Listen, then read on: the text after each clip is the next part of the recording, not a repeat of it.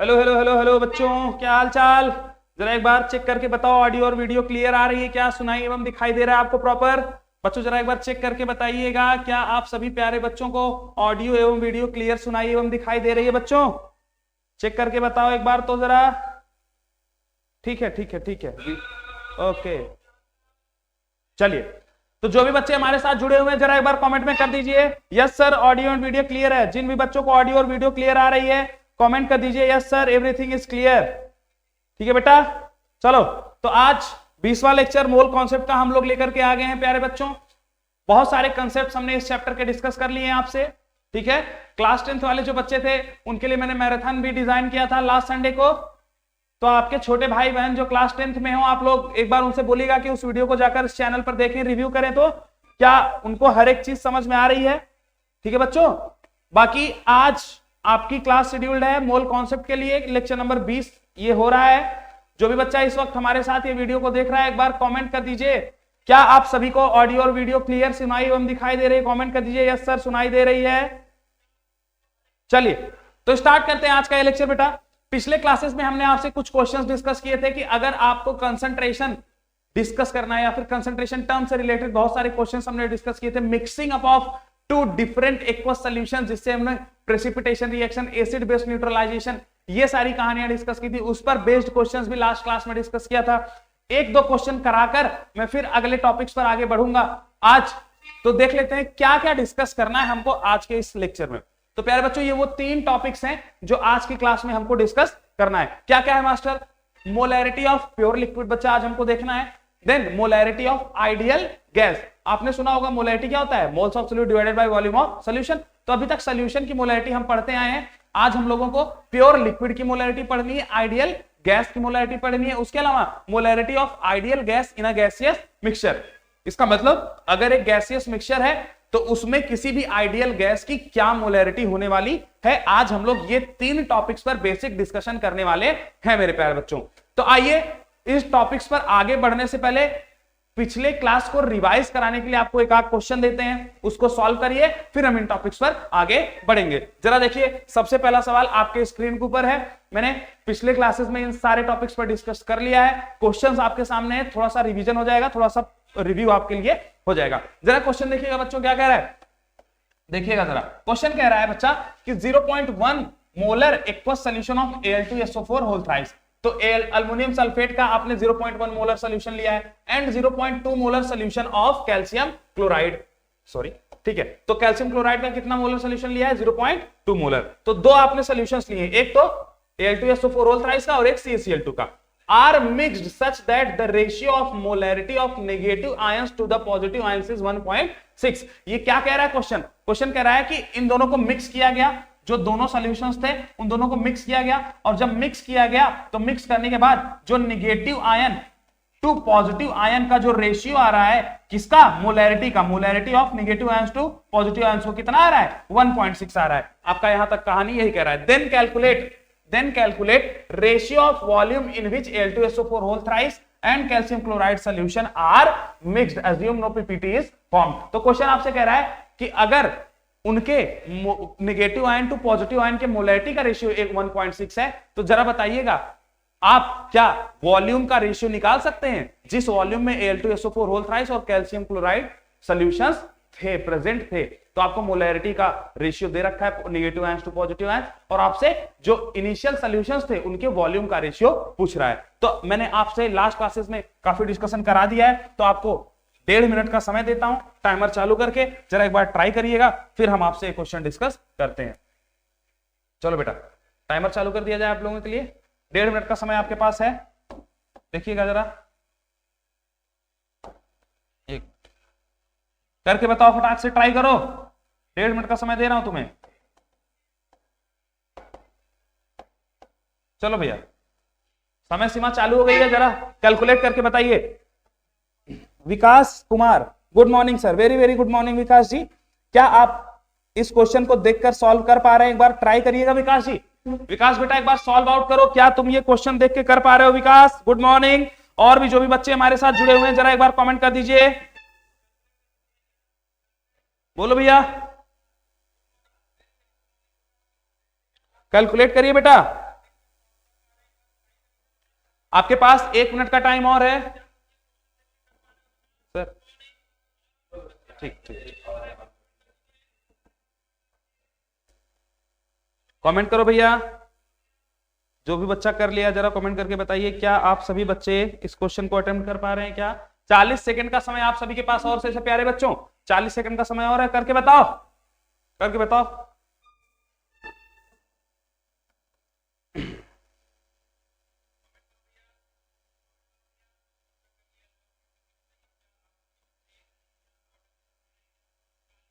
ठीक है प्यारे बच्चों, विकास जी हो गया आपका?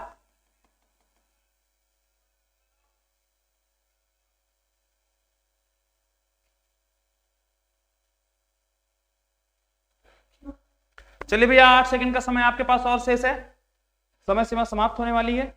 चलिए 3 2 1 और 0। क्या किसी का आंसर आया बच्चों? बताओ जरा। विकास कुमार जी कह रहे हैं सर 20 आएगा।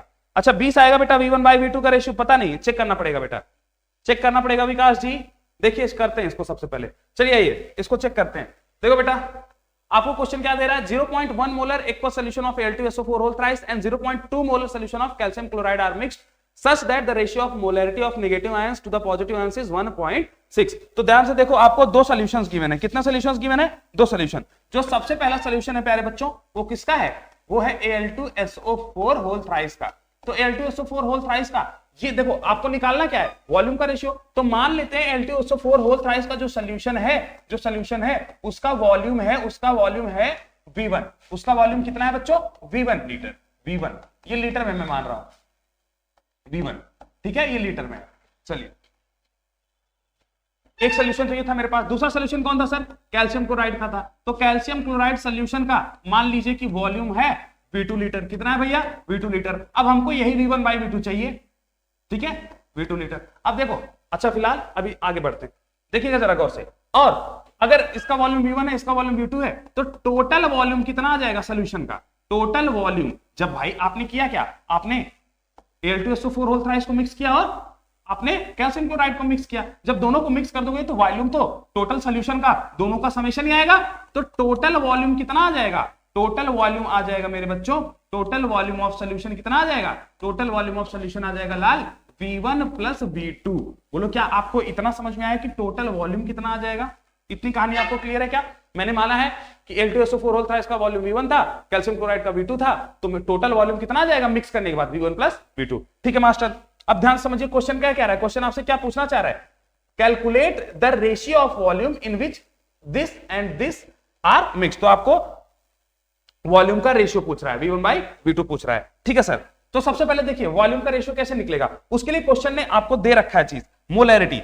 इसका मोलैरिटी दे रखा है, Al2SO4 होल थ्राइस का भी मोलैरिटी दे रखा है 0.1 और 0.2 मोलर मोलैरिटी दे रखा है कैल्शियम क्लोराइड का। आइए देखिए इसको कैसे सॉल्व आउट करना है। जरा इधर गौर से देखना बच्चा, अगर मैं आपसे बोलूं कि मेरी मोलैरिटी Al2SO4 होल थ्राइस की जो मोलैरिटी है प्यारे बच्चा वो कितना है? वो है 0.1 मोलर। कितना है बच्चों? 0.1 मोलर। तो जरा बताना मोल कैसे निकलता है? इतना तो तुमको पता है ना, मोल क्या होता है, सॉरी मोलैरिटी क्या होती है? मोल डिवाइडेड बाय वॉल्यूम। मोलैरिटी क्या होती है? मोल डिवाइडेड वॉल्यूम। तो मोल क्या हो जाएगा? Molarity multiplied by volume. इसका मतलब अगर आपको वॉल्यूम पता है, आपको मोलैरिटी पता है, तो आप सब का मोल पता कर सकते हैं। जी हाँ सर, अगर मुझे Al2SO4 होल थ्राइस का मोलैरिटी पता है, वॉल्यूम मैंने V1 माना है, तो इसका टोटल मोल कितना आ जाएगा Al2SO4 होल थ्राइस का? 0.1 molar multiplied by volume. Volume कितना माना है इसका? V1। तो 0.1 V1 आ जाएगा क्या इसका मोल? जी हाँ सर। अच्छा Al2SO4 होल थ्राइस टूटेगा तो कैसे टूटेगा? देखो एल्युमिनियम का 2 है तो कितने टूट जाएगा? 2 एल्युमिनियम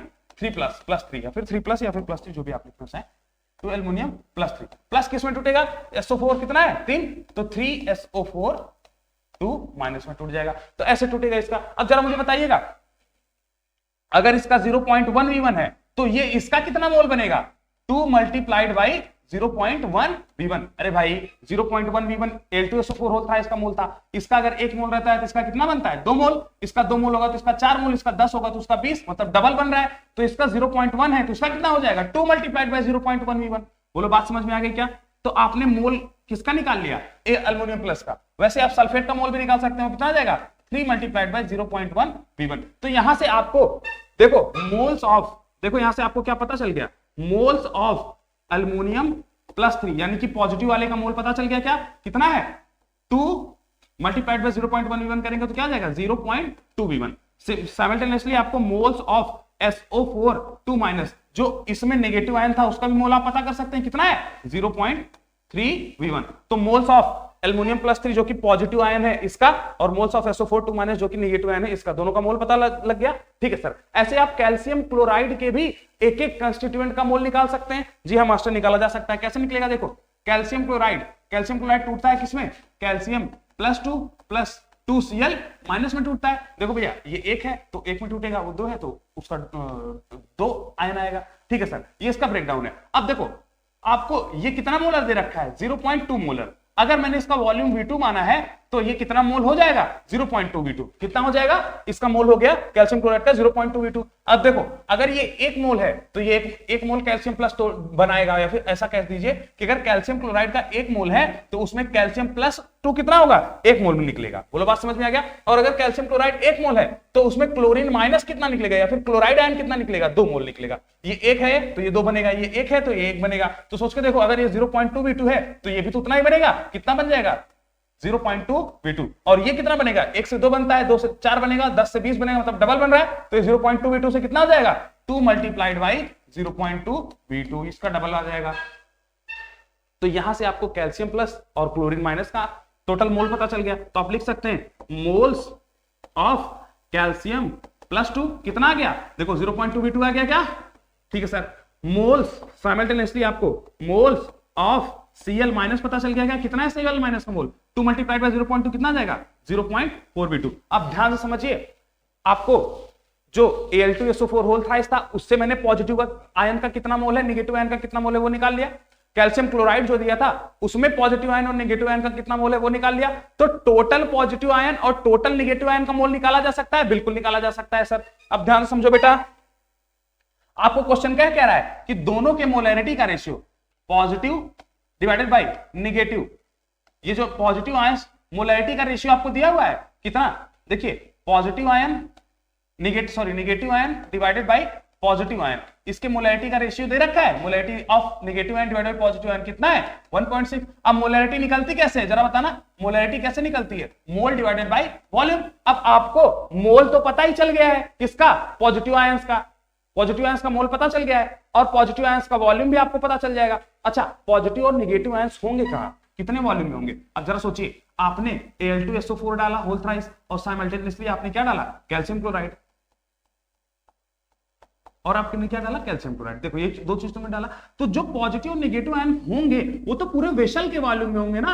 अरे भाई, जब पॉजिटिव और नेगेटिव आयन तो टोटल वॉल्यूम में होंगे, इसका मतलब आप मोल और मोल के बाद जैसे पॉजिटिव आयन का मोल लिखेंगे तो नीचे वॉल्यूम क्या लिखेंगे, टोटल वॉल्यूम लिखेंगे। बोली बात समझ में आ रही है, तब आपको मोलैरिटी ऑफ पॉजिटिव आयन और या फिर नेगेटिव आयन आएगा। क्या कह रहे हैं सर, कहने का क्या प्रयास करें, अब इधर समझिएगा आपको समझ में आएगा। देखिए आपको मोलैरिटी दे रखी है 1.6। अब मोलैरिटी होती क्या है, मोल्स अपॉन वॉल्यूम। तो मुझे किसकी मोलैरिटी दे रखी है, negative ions divided by positive ions. तो नेगेटिव आयंस मेरे पास कौन कौन से हैं बोलिएगा।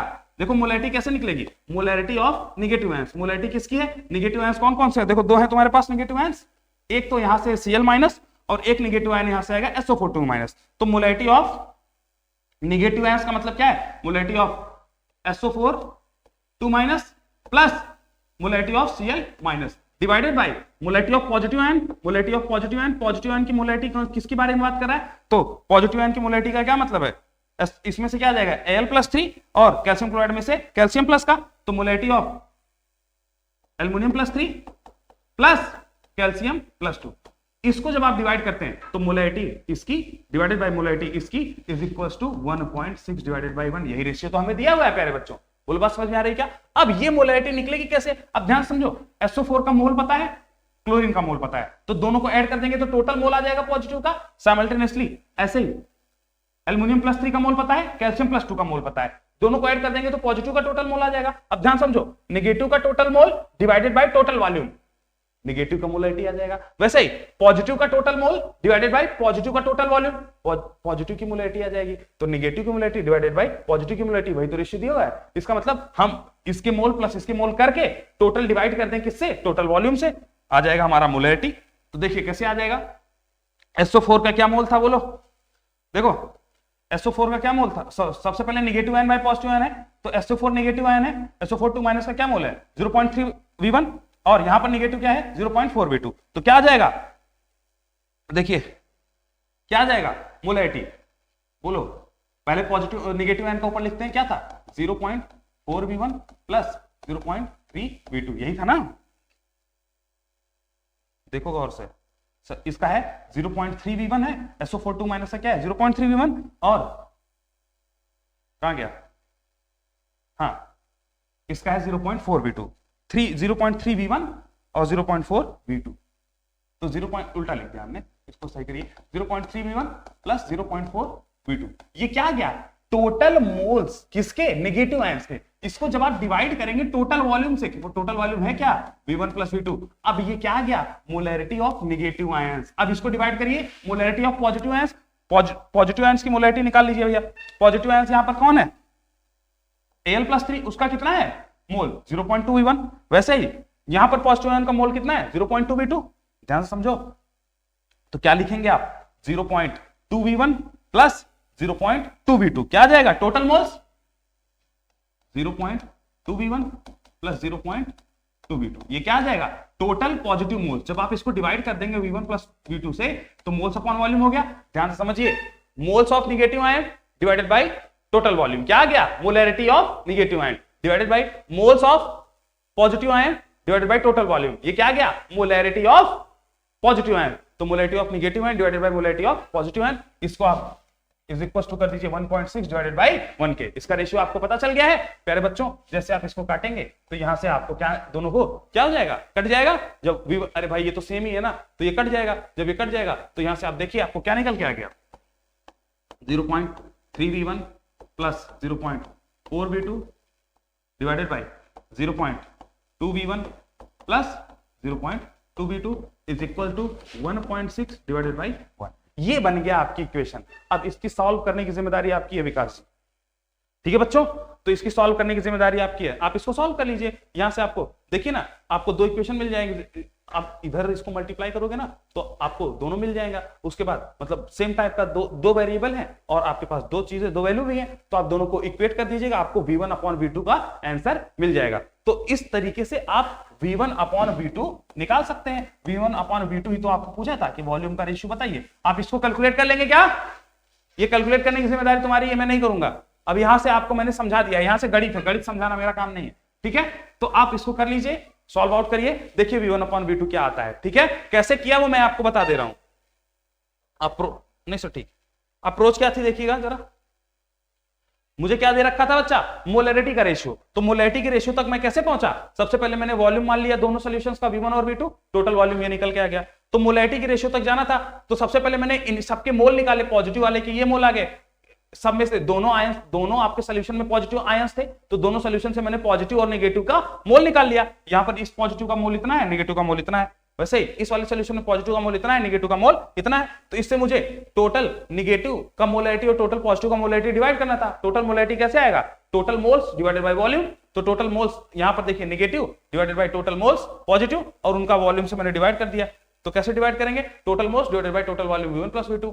ये नेगेटिव वालों का था, ये पॉजिटिव वाले का total moles divided by total volume, तो molarity of negative divided by molarity of positive is equal to 1.6 divided by 1, जब आप काटेंगे पिटेंगे तो आपको V1 अपॉन V2 मिल जाएगा। बोले क्या आपको ये कहानी समझ में आ गई बच्चा, आगे बढ़ जाए, चलिए, तो ये आपका पहला क्वेश्चन था, ये हो चुका है, एक और क्वेश्चन है, फिर हम उसके बाद अपने टॉपिक्स पर आगे बढ़ेंगे। चलिए इस क्वेश्चन को देखिए, क्वेश्चन क्या कह रहा है, an aqueous solution of silver nitrate, silver nitrate का एक एक्वस सॉल्यूशन है जो कि 100 सेंटीमीटर क्यूबिक है, 100 सेंटीमीटर क्यूबिक, सेंटीमीटर क्यूबिक का मतलब क्या होता है ml, तो ध्यान रखिएगा सिल्वर नाइट्रेट का आपको वॉल्यूम दे रखा है कितना 100 ml, तो एक्वस सॉल्यूशन सिल्वर नाइट्रेट का जिसका वॉल्यूम 100 ml दिया है, was treated with a slight excess solution of sodium chloride, मतलब सिल्वर नाइट्रेट है AgNO3 है, उसको ट्रीट किया गया है किससे, excess of sodium chloride NaCl से, और आपसे क्या कह रहा है then the PPT when filtered, तो उससे क्या बनता है PPT बनता है, PPT बनेगा किसका आपको बता चुका हूं AgCl का, प्लस यहां पे क्या आ जाएगा NaNO3, तो आपसे कह रहा है कि AgNO3 का एक सोल्यूशन लिया 100 ml का, उसको ट्रीट किया एक्सेस ऑफ NaCl से, तो एक PPT बना, PPT AgCl का बनेगा, तो एक PPT बनता है, उसको वॉश किया जाता है, फिल्टर किया जाता है और उसका वेट निकाला जाता है, कितना वेट आ रहा है PPT का 7.175 ग्राम। अब पूछ रहा है what was the molarity of silver nitrate solution, पूछ रहा है कि जरा बताइएगा अब सिल्वर नाइट्रेट सोल्यूशन की क्या मोलैरिटी होगी, बोलो, यही आपसे पूछ रहा है। तो भैया इसका आपको क्या दे रखा है, वेट, वेट से इसका मोल निकाल लीजिए, मोल निकालेंगे तो आपको वॉल्यूम गिवन है, मोल अपॉन वॉल्यूम कर दीजिए, आंसर आ जाएगा। टेक्निक मैंने बता दी है, 1 मिनट का समय आपके पास, इसको सॉल्व करिए। विकास जी कमेंट करिए, क्या आपको लास्ट क्वेश्चन समझ में आया? चलो भैया 1 मिनट का समय दे रहा हूं, सॉल्व आउट करिए।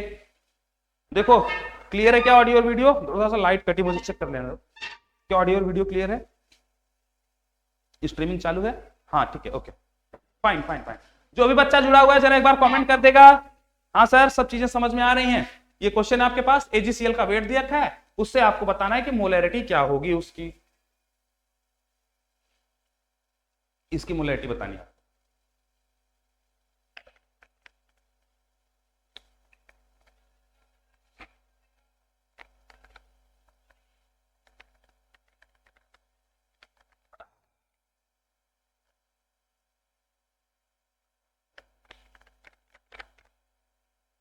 चलिए भैया आपके पास 15 सेकंड का समय और शेष है।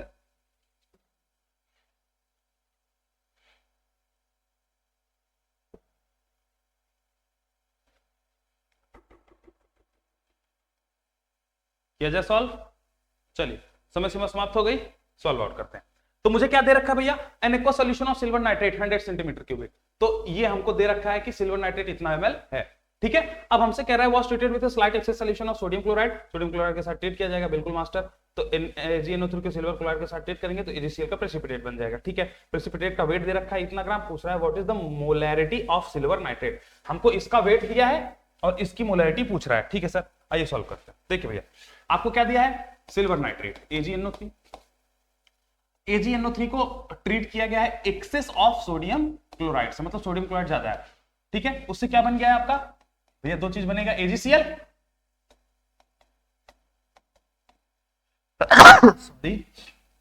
सॉरी बेटा NaNO3, ये दो चीज बनेगी। अब देखिए AgCl क्या बनेगा, प्रेसिपिटेट। अब आपको क्वेश्चन में कह रहा है कि ये जो प्रेसिपिटेट बना इसका वेट दिया हुआ है, कितना वेट दिया हुआ देखिए 7.175 ग्राम, तो इसका वेट दिया हुआ 7.175 ग्राम। अगर इसका वेट दिया है तो इसका मोल निकाला जा सकता है क्या, मोल कैसे निकलेगा, wait divided bye molecular weight. तो वेट है 7.175 डिवाइडेड बाय मॉलिक्यूलर वेट 143.5, ये है इसका मॉलिक्यूलर वेट AgCl का। तो डिवाइड कर लीजिए भैया, कितना आएगा आंसर, कैलकुलेटर निकालें क्या, कैलकुलेटर आ जाओ भैया, डिवाइड कर लो 7.175 डिवाइडेड बाई 143.5, क्या आंसर आ रहा है भैया 0.049, लगभग 0.05 आ रहा है क्या मोल्स, लगभग कितने मोल्स आ जा रहे हैं प्यारे लाल, 0.05 मोल्स आ गए। तो मोल्स पता चल चुके हैं आपको, किसके मोल्स पता चल चुके हैं, AgCl का। अब ध्यान समझिएगा, अगर मैंने AgNO3 का, देखो ये तो एक्सेस में है, ये किसमें है, एक्सेस में, तो मेरी रिएक्शन इससे तो निर्धारित होने वाली नहीं है, जो लिमिटिंग है उसी से रिएक्शन चलती है। तो लिमिटिंग कौन है, AgNO3, तो मुझे AgNO3 के हिसाब से देखना होगा। इसका मतलब अगर मैं इसका 1 मोल लेता हूं तो AgCl 1 मोल बनता है ना। या फिर ऐसे कह लीजिए कि अगर AgCl 1 मोल बन रहा है, इसका मतलब इसको मैंने कितना मोल लिया होगा, 1 मोल। अगर ये 10 मोल बनता तो मैंने इसको 10 मोल लिया होता, अगर ये 100 मोल बनता तो मैं इसको 100 मोल लिया होता। तो ध्यान समझो, अगर ये 0.05 मोल बन रहा है मेरे लाल, अगर AgCl कितना मोल बन रहा है 0.05, तो मैंने AgNO3 कितना लिया होगा। तो यहां से आप प्रिडिक्ट कर सकते हैं कि मैंने AgNO3 कितना लिया होगा, 0.05 मोल्स लिया होगा। तो जरा मेरे बच्चों जरा बोलिएगा, क्या आपको AgNO3 का मोल पता चल गया है क्या, बिल्कुल सर, AgNO3 का कितना मोल आया होगा 0.05। अब AgNO3 का वॉल्यूम दे ही रखा है 100 सेंटीमीटर क्यूबिक यानी कि 1 ml, मोलैरिटी तो निकालना आसान ही है, मोल निकाल लिया, वॉल्यूम गिवन है, बस अब हमको फॉर्मूले में रख देना है, मोलैरिटी निकल आएगी। तो मोलैरिटी कैसे निकालोगे, बोलो मोलैरिटी कैसे निकालोगे, वो क्या है, moles divided by volume. Moles कितना है AgNO3 का 0.05 डिवाइडेड बाय वॉल्यूम। वॉल्यूम किसमें, यहां पर ml में है, 100 सेंटीमीटर क्यूबिक। ये देखो क्वेश्चन में 100 सेंटीमीटर क्यूबिक, 100 सेंटीमीटर क्यूबिक का मतलब क्या है, ml, तो 100 ml। जब भी आप मोलैरिटी को निकालते हैं और वॉल्यूम ml में लेते हैं तो आप क्या करते हैं जरा बताइए, 1000 का मल्टीप्लाई करते हैं, क्या करते हैं 1000 का मल्टीप्लाई करते हैं, तो गुणा कर दीजिए, 2 0 से 2 0 कट जाएंगे, 1 पॉइंट ऊपर जाएगा, तो क्या जाएगा, मोलैरिटी कितना निकल के आ जाएगी 0.5 मोलर, 0.5 मोलर AgNO3 आपको लेना था तब जाके आपको AgCl का एक प्रेसिपिटेट मिलता, जो कि कितना ग्राम आता, 7.175 ग्राम आता। क्या विकास जी, क्या जो भी बच्चा हमारे साथ जुड़ा है वो समझ गया इस क्वेश्चन को? आसान सा सवाल था, 1 मिनट का समय तो नहीं लगना चाहिए था आपको, बहुत इजी था। AgNO3 लिया, NaCl के साथ ट्रीट किया, अगर ये एक्सेस में है तो हमको इसके हिसाब से कुछ सोचना है, क्या बन जाएगा, AgCl का प्रेसिपिटेट बन जाएगा। अब AgCl के प्रेसिपिटेट का मास दिया था, उसके मास से हमने उसका मोल निकाल लिया, इसके मास से अगर आपने इसका मोल लिया, ये देखो ना, ये तुम्हारी रिएक्शन थी, AgNO3 प्लस NaCl ये एक्सेस में था, हमको इसका मास दिया था, हमने मोल निकाल लिया। जैसे इसका मोल पता चला, हमको पता कर लिया कि AgNO3 का कितना मोल है, कितना मोल यूज हुआ होगा। अब AgNO3 का मोल पता चल गया तो मोलैरिटी निकालना आसान था, मोल divided by volume, mole divided by volume. तो मोल हमने यहाँ पे रख दिया 0.05, वॉल्यूम 100 ml गिवन था, 100 ml को 1000 से मल्टीप्लाई कर दिया, क्योंकि हम निकाल रहे हैं मोलैरिटी और वॉल्यूम किसमें लिया है, ml में। तो मोलैरिटी हम निकाल रहे हैं, अगर वॉल्यूम ml में तो 1000 से मल्टीप्लाई करना पड़ता है, मल्टीप्लाई कर दिया तो 0.5 मोलर या फिर 0.5 मोल पर लीटर मोलैरिटी आ गई किसकी, AgNO3 के सॉल्यूशन की। क्या मेरे बच्चों को ये बात यहां तक समझ में आ गई है? प्यारे बच्चों, अगर आप लोग को समझ में आ गई तो एक बार कमेंट कर दीजिएगा, हाँ सर हमको ये क्वेश्चन समझ में आ गया है। बोलो भैया विकास जी समझ में आया, कमेंट करिए हाँ सर, बोलो बोलो लाल समझ में आ गया क्वेश्चन, बोलो बोलो बोलो बेटा, समझ में आया कि नहीं समझ में आया, आ गया समझ, आगे बढ़ा जाए, आगे बढ़ा जाए प्यारे बच्चों।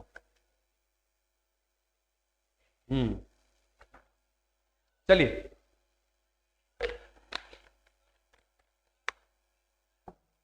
प्यारे बच्चों, अगर आपको चीजें समझ में आ रही हैं तो आपसे एक उम्मीद है कि आप लोग लगातार जो भी बच्चे जुड़े हुए हैं वो कमेंट करके अपना बात रखते रहिए, हाँ सर हमको चीजें समझ में आ रही हैं, ताकि मुझे ये समझ में आए कि हाँ किन बच्चों को चीजें समझ में आ गई।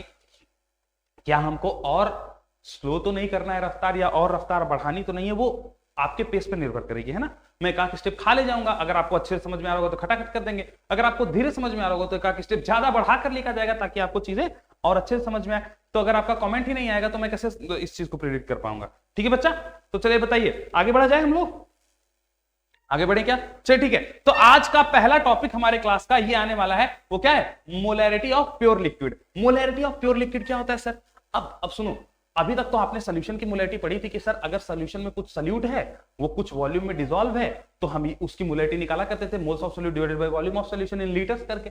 यहां पर तो आप कह रहे हैं प्योर लिक्विड। प्योर लिक्विड का क्या मतलब है सर?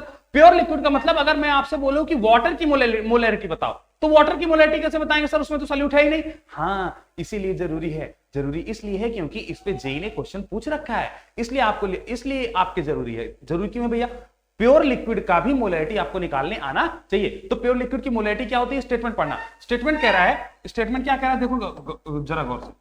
स्टेटमेंट कह रहा है कि number of moles per litre of liquid, मतलब 1 लीटर, अगर आप किसी प्योर लिक्विड की बात करते हैं, जैसे वाटर, प्योर वाटर की बात कर लीजिए, प्योर बेंजीन की बात कर लीजिए, प्योर इथेनॉल की बात कर लीजिए, तो अगर आपने प्योर लिक्विड लिया है तो उस प्योर लिक्विड के 1 लीटर में, उस प्योर लिक्विड के 1 लीटर मतलब 1000 ml में कितना मोल ऑफ लिक्विड पाया जा रहा है? ध्यान समझिएगा, मतलब अगर मैं वाटर की मोलैरिटी की बात करता हूं कि आपसे कोई पूछ ले बताओ वाटर की क्या मोलैरिटी है, तो 1 लीटर के पानी में, 1 लीटर के H2O में कितना मोल H2O पाया जा रहा है, वही जितना मोल H2O 1 लीटर वाटर में पाया जा रहा होगा, वही उस लिक्विड की मोलैरिटी या फिर वही उस वाटर की मोलैरिटी हो जाएगी।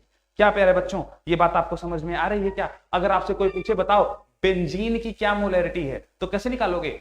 कितना मोल बेंजीन है 1 लीटर बेंजीन में। इथेनॉल की क्या मोलैरिटी होगी? कितना मोल इथेनॉल है 1 लीटर इथेनॉल में। या फिर अगर आपसे डायरेक्ट पूछ लिया जाए कि किसी लिक्विड की, प्योर लिक्विड की क्या मोलैरिटी होगी, तो कितना मोल लिक्विड है 1 लीटर के लिक्विड में, वही है molarity of pure liquid, number of moles per litre of liquid. तो 1 लीटर या फिर पर लीटर लिक्विड में कितना मोल्स किसी भी लिक्विड का मौजूद है, वही क्या कहलाएगा बच्चा?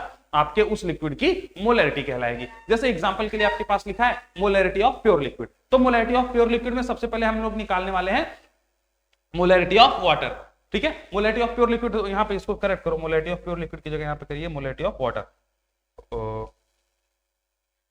ठीक है, इसको करेक्ट करिए थोड़ा, मोलैरिटी ऑफ प्योर लिक्विड की जगह यहां पे कर दो मोलैरिटी ऑफ वाटर, क्योंकि ऊपर हमने प्योर लिक्विड लिख ही रखा है, तो मोलैरिटी ऑफ यहां पे कर दीजिए वाटर। हम लोग यहाँ पे वाटर की मोलैरिटी निकालने का प्रयत्न कर रहे हैं। ठीक है, तो मोलैरिटी ऑफ वाटर कैसे निकलेगी देखिएगा।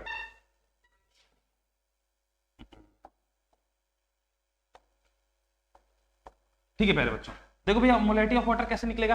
तो अब अभी मैंने आपको बताया कि मोलैरिटी ऑफ लिक्विड कैसे निकलता है, कितना मोल लिक्विड है 1 लीटर में, कितना मोल लिक्विड है 1 लीटर में। अब कितना मोल कैसे निकालोगे भैया, आपको 1 लीटर लिक्विड पता है, कोई भी लिक्विड हो उसका वॉल्यूम आपको पता है, वॉल्यूम पता है, अगर उस लिक्विड की डेंसिटी पता होगी तो उस लिक्विड का मास निकल जाएगा कि 1 लीटर के लिक्विड में उसका कितना मास आता है। अगर आपको मास पता चल गया तो मोल तो निकल ही सकता है, क्योंकि कोई भी लिक्विड है मॉलिक्यूलर वेट तो पता ही होगा ना। आपको वॉल्यूम पता था, आपने मास निकाल लिया उसके 1 लीटर का, अब 1 लीटर का मास पता चल गया तो मॉलिक्यूलर वेट आपको पता ही है, तो आप मास से मोलर मास को डिवाइड कर दीजिए, मोल आ जाएगा, और मोल डिवाइडेड बाय 1 लीटर आपका आ गया मोलैरिटी। कैसे कर रहे हैं सर, ये थोड़ा सा लिखा हुआ है तो शायद आपको कम समझ में आए, मैं यहां से समझाता हूं। देखिए वो अच्छे से लिखा हुआ है इसलिए उन चीजों को वो पिक्टोरियल फॉर्म में लिखा रहने दीजिए। समझिए यहां पर आपको पूछा है कि मोलैरिटी ऑफ वाटर बताइए, मोलैरिटी ऑफ वाटर कैसे निकालेंगे, मोलैरिटी ऑफ वाटर कैसे निकालेंगे, तो मोल्स ऑफ वाटर, कितना मोल वाटर है किसमें वॉल्यूम ऑफ वाटर में, वॉल्यूम ऑफ वाटर किसमें लिया जाएगा भैया, लीटर में। तो 1 लीटर पानी में कितना मोल पानी है वही होगा मोल्स ऑफ वाटर। अब जरा बताइए मोल्स कैसे निकलेगा, आपको पता है, देखो भैया मोल क्या होता है, weight divided bye molecular weight. अब मुझे पता है कि मेरे पास वाटर कितना है, बोलो मोलैरिटी निकालना है, तो मुझे वॉल्यूम ऑफ वाटर पता है, वॉल्यूम पता है, कितना वॉल्यूम 1 लीटर, 1 लीटर का मतलब 1000 ml।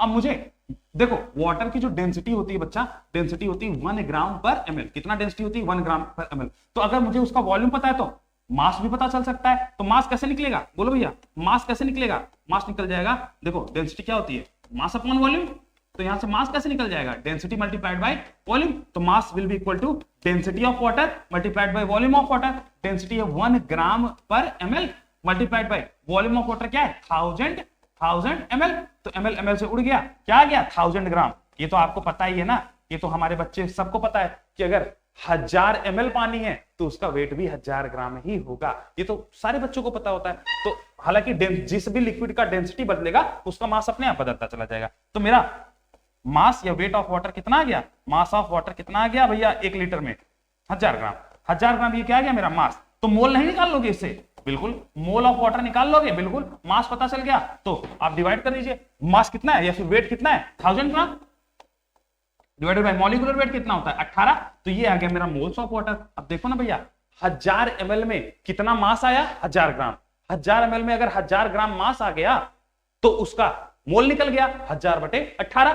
भैया वाटर की मॉलिक्यूलर वेट होता है या फिर मोलर मास होता है 18 ग्राम पर मोल, तो 1000 डिवाइडेड बाय 18 क्या आ गया मोल्स ऑफ वाटर। अब मोल पता चल गया है, आप इसको डिवाइड कर दीजिए वॉल्यूम में लीटर्स में, बस खत्म हो गया कहानी। मोल्स ऑफ वाटर कितना आ गया मेरे लाल 1000 divided by 18 divided by volume of water कितना है 1 लीटर, भाई वॉल्यूम लीटर में लेना है ना 1 लीटर, तो कितना आ जाएगा 1000 को 18 से काटिए 55.5 आ जाएगा क्या आपका मोलैरिटी ऑफ वाटर, मोल पर लीटर, या फिर आप ऐसे कर लीजिए मोलर, ठीक है। मोलैरिटी कितना आ गया 55.5 मोलर। बोलो बात समझ में आ गई क्या, बस ये यहाँ पे अच्छे से लिखा हुआ था, तुमको और अच्छे से समझ में आ गया। तो देखो हमको डेंसिटी वाटर का पता है 1 ग्राम पर ml, ठीक है, तो हम मास ऑफ 1 लीटर, क्योंकि हमको ये बताना है कि वाटर का क्या मोलैरिटी होगा, तो 1 लीटर वाटर में कितना मोल पाया जा रहा है, तो 1 लीटर में कितना मास पाया जा रहा है, तो हमने वहां से निकाल लिया mass of 1 litre water, density multiplied by volume that is 1000 ग्राम। तो 1 लीटर में कितना मास है 1000 ग्राम। अब 1 लीटर में अगर 1000 ग्राम है तो कितना मोल है, मोल क्या होता है weight divided bye molecular weight या फिर wait divided by molar weight, तो 1000 डिवाइडेड बाय वाटर का मोलर वेट कितना है 18, तो ये मोल ऑफ वाटर आ गया 1 लीटर में, ठीक है। अब देखिए molarity of water, molarity of water कैसे निकलेगा, moles of water divided by volume of water. Moles of water कितना है 1000 divided by 18, volume of water क्या है लीटर में लेना है तो एक ही है, तो 1 लीटर है, तो 1000 डिवाइडेड बाय 18 डिवाइडेड बाय 1, तो 55.5 मोलर, 55.5 मोलर। ये आ गया आपका मोलैरिटी ऑफ प्योर लिक्विड या फिर वाटर की मोलैरिटी। अच्छा क्या प्योर लिक्विड में केवल वाटर ही कह सकते हैं क्या, नहीं, C6H6 जैसे बेंजीन, उसकी भी वो अगर आप प्योर बेंजीन ले रहे हैं तो आप उसकी भी मोलैरिटी की बात कर सकते हैं कि कितना मोल बेंजीन है 1 लीटर बेंजीन में, तो 1 लीटर बेंजीन का मास निकाल लीजिए डेंसिटी से, आपको बेंजीन की डेंसिटी पता होनी चाहिए, आप उसको वॉल्यूम से मल्टीप्लाई करेंगे तो 1 लीटर बेंजीन का क्या निकल आएगा मास, उसको मॉलिक्यूलर मास से डिवाइड करेंगे तो बेंजीन का मोल निकल आएगा, तो moles of benzene divided by 1 क्या लीटर वॉल्यूम, कहानी खत्म हो जाएगी। ये क्वेश्चन देखो अगला, ये आपको समझ में आ गया क्या, इसको उड़ा दे, इसको उड़ा दो भाई, इसको उड़ा दो बेटा, ठीक है, इसको भी उड़ा दे लाल, इसको भी उड़ा दे लाल, हाँ ये क्वेश्चन आपके सामने है, इसको करिए। कैलकुलेट मोलैरिटी ऑफ C6H6 यानी कि बेंजीन, जो कि एक लिक्विड है, प्योर लिक्विड दिया है आपके सामने बेंजीन C6H6। आपसे पूछ रहा है कि कैलकुलेट मोलैरिटी, उसकी मोलैरिटी बताइए अगर उसकी डेंसिटी है 0.9 ग्राम पर ml। कर लोगे? ट्राई करो, ट्राई करो। 10 सेकंड का समय दे रहा हूं। कैसे करोगे मैंने आपको अप्रोच बता दिया, 10-20 सेकंड का समय ले लो, तुम ट्राई करो। सर CO2 मॉलिक्यूल और कंपाउंड, क्या चीज? CO2 मॉलिक्यूल, भैया CO2 मॉलिक्यूल है।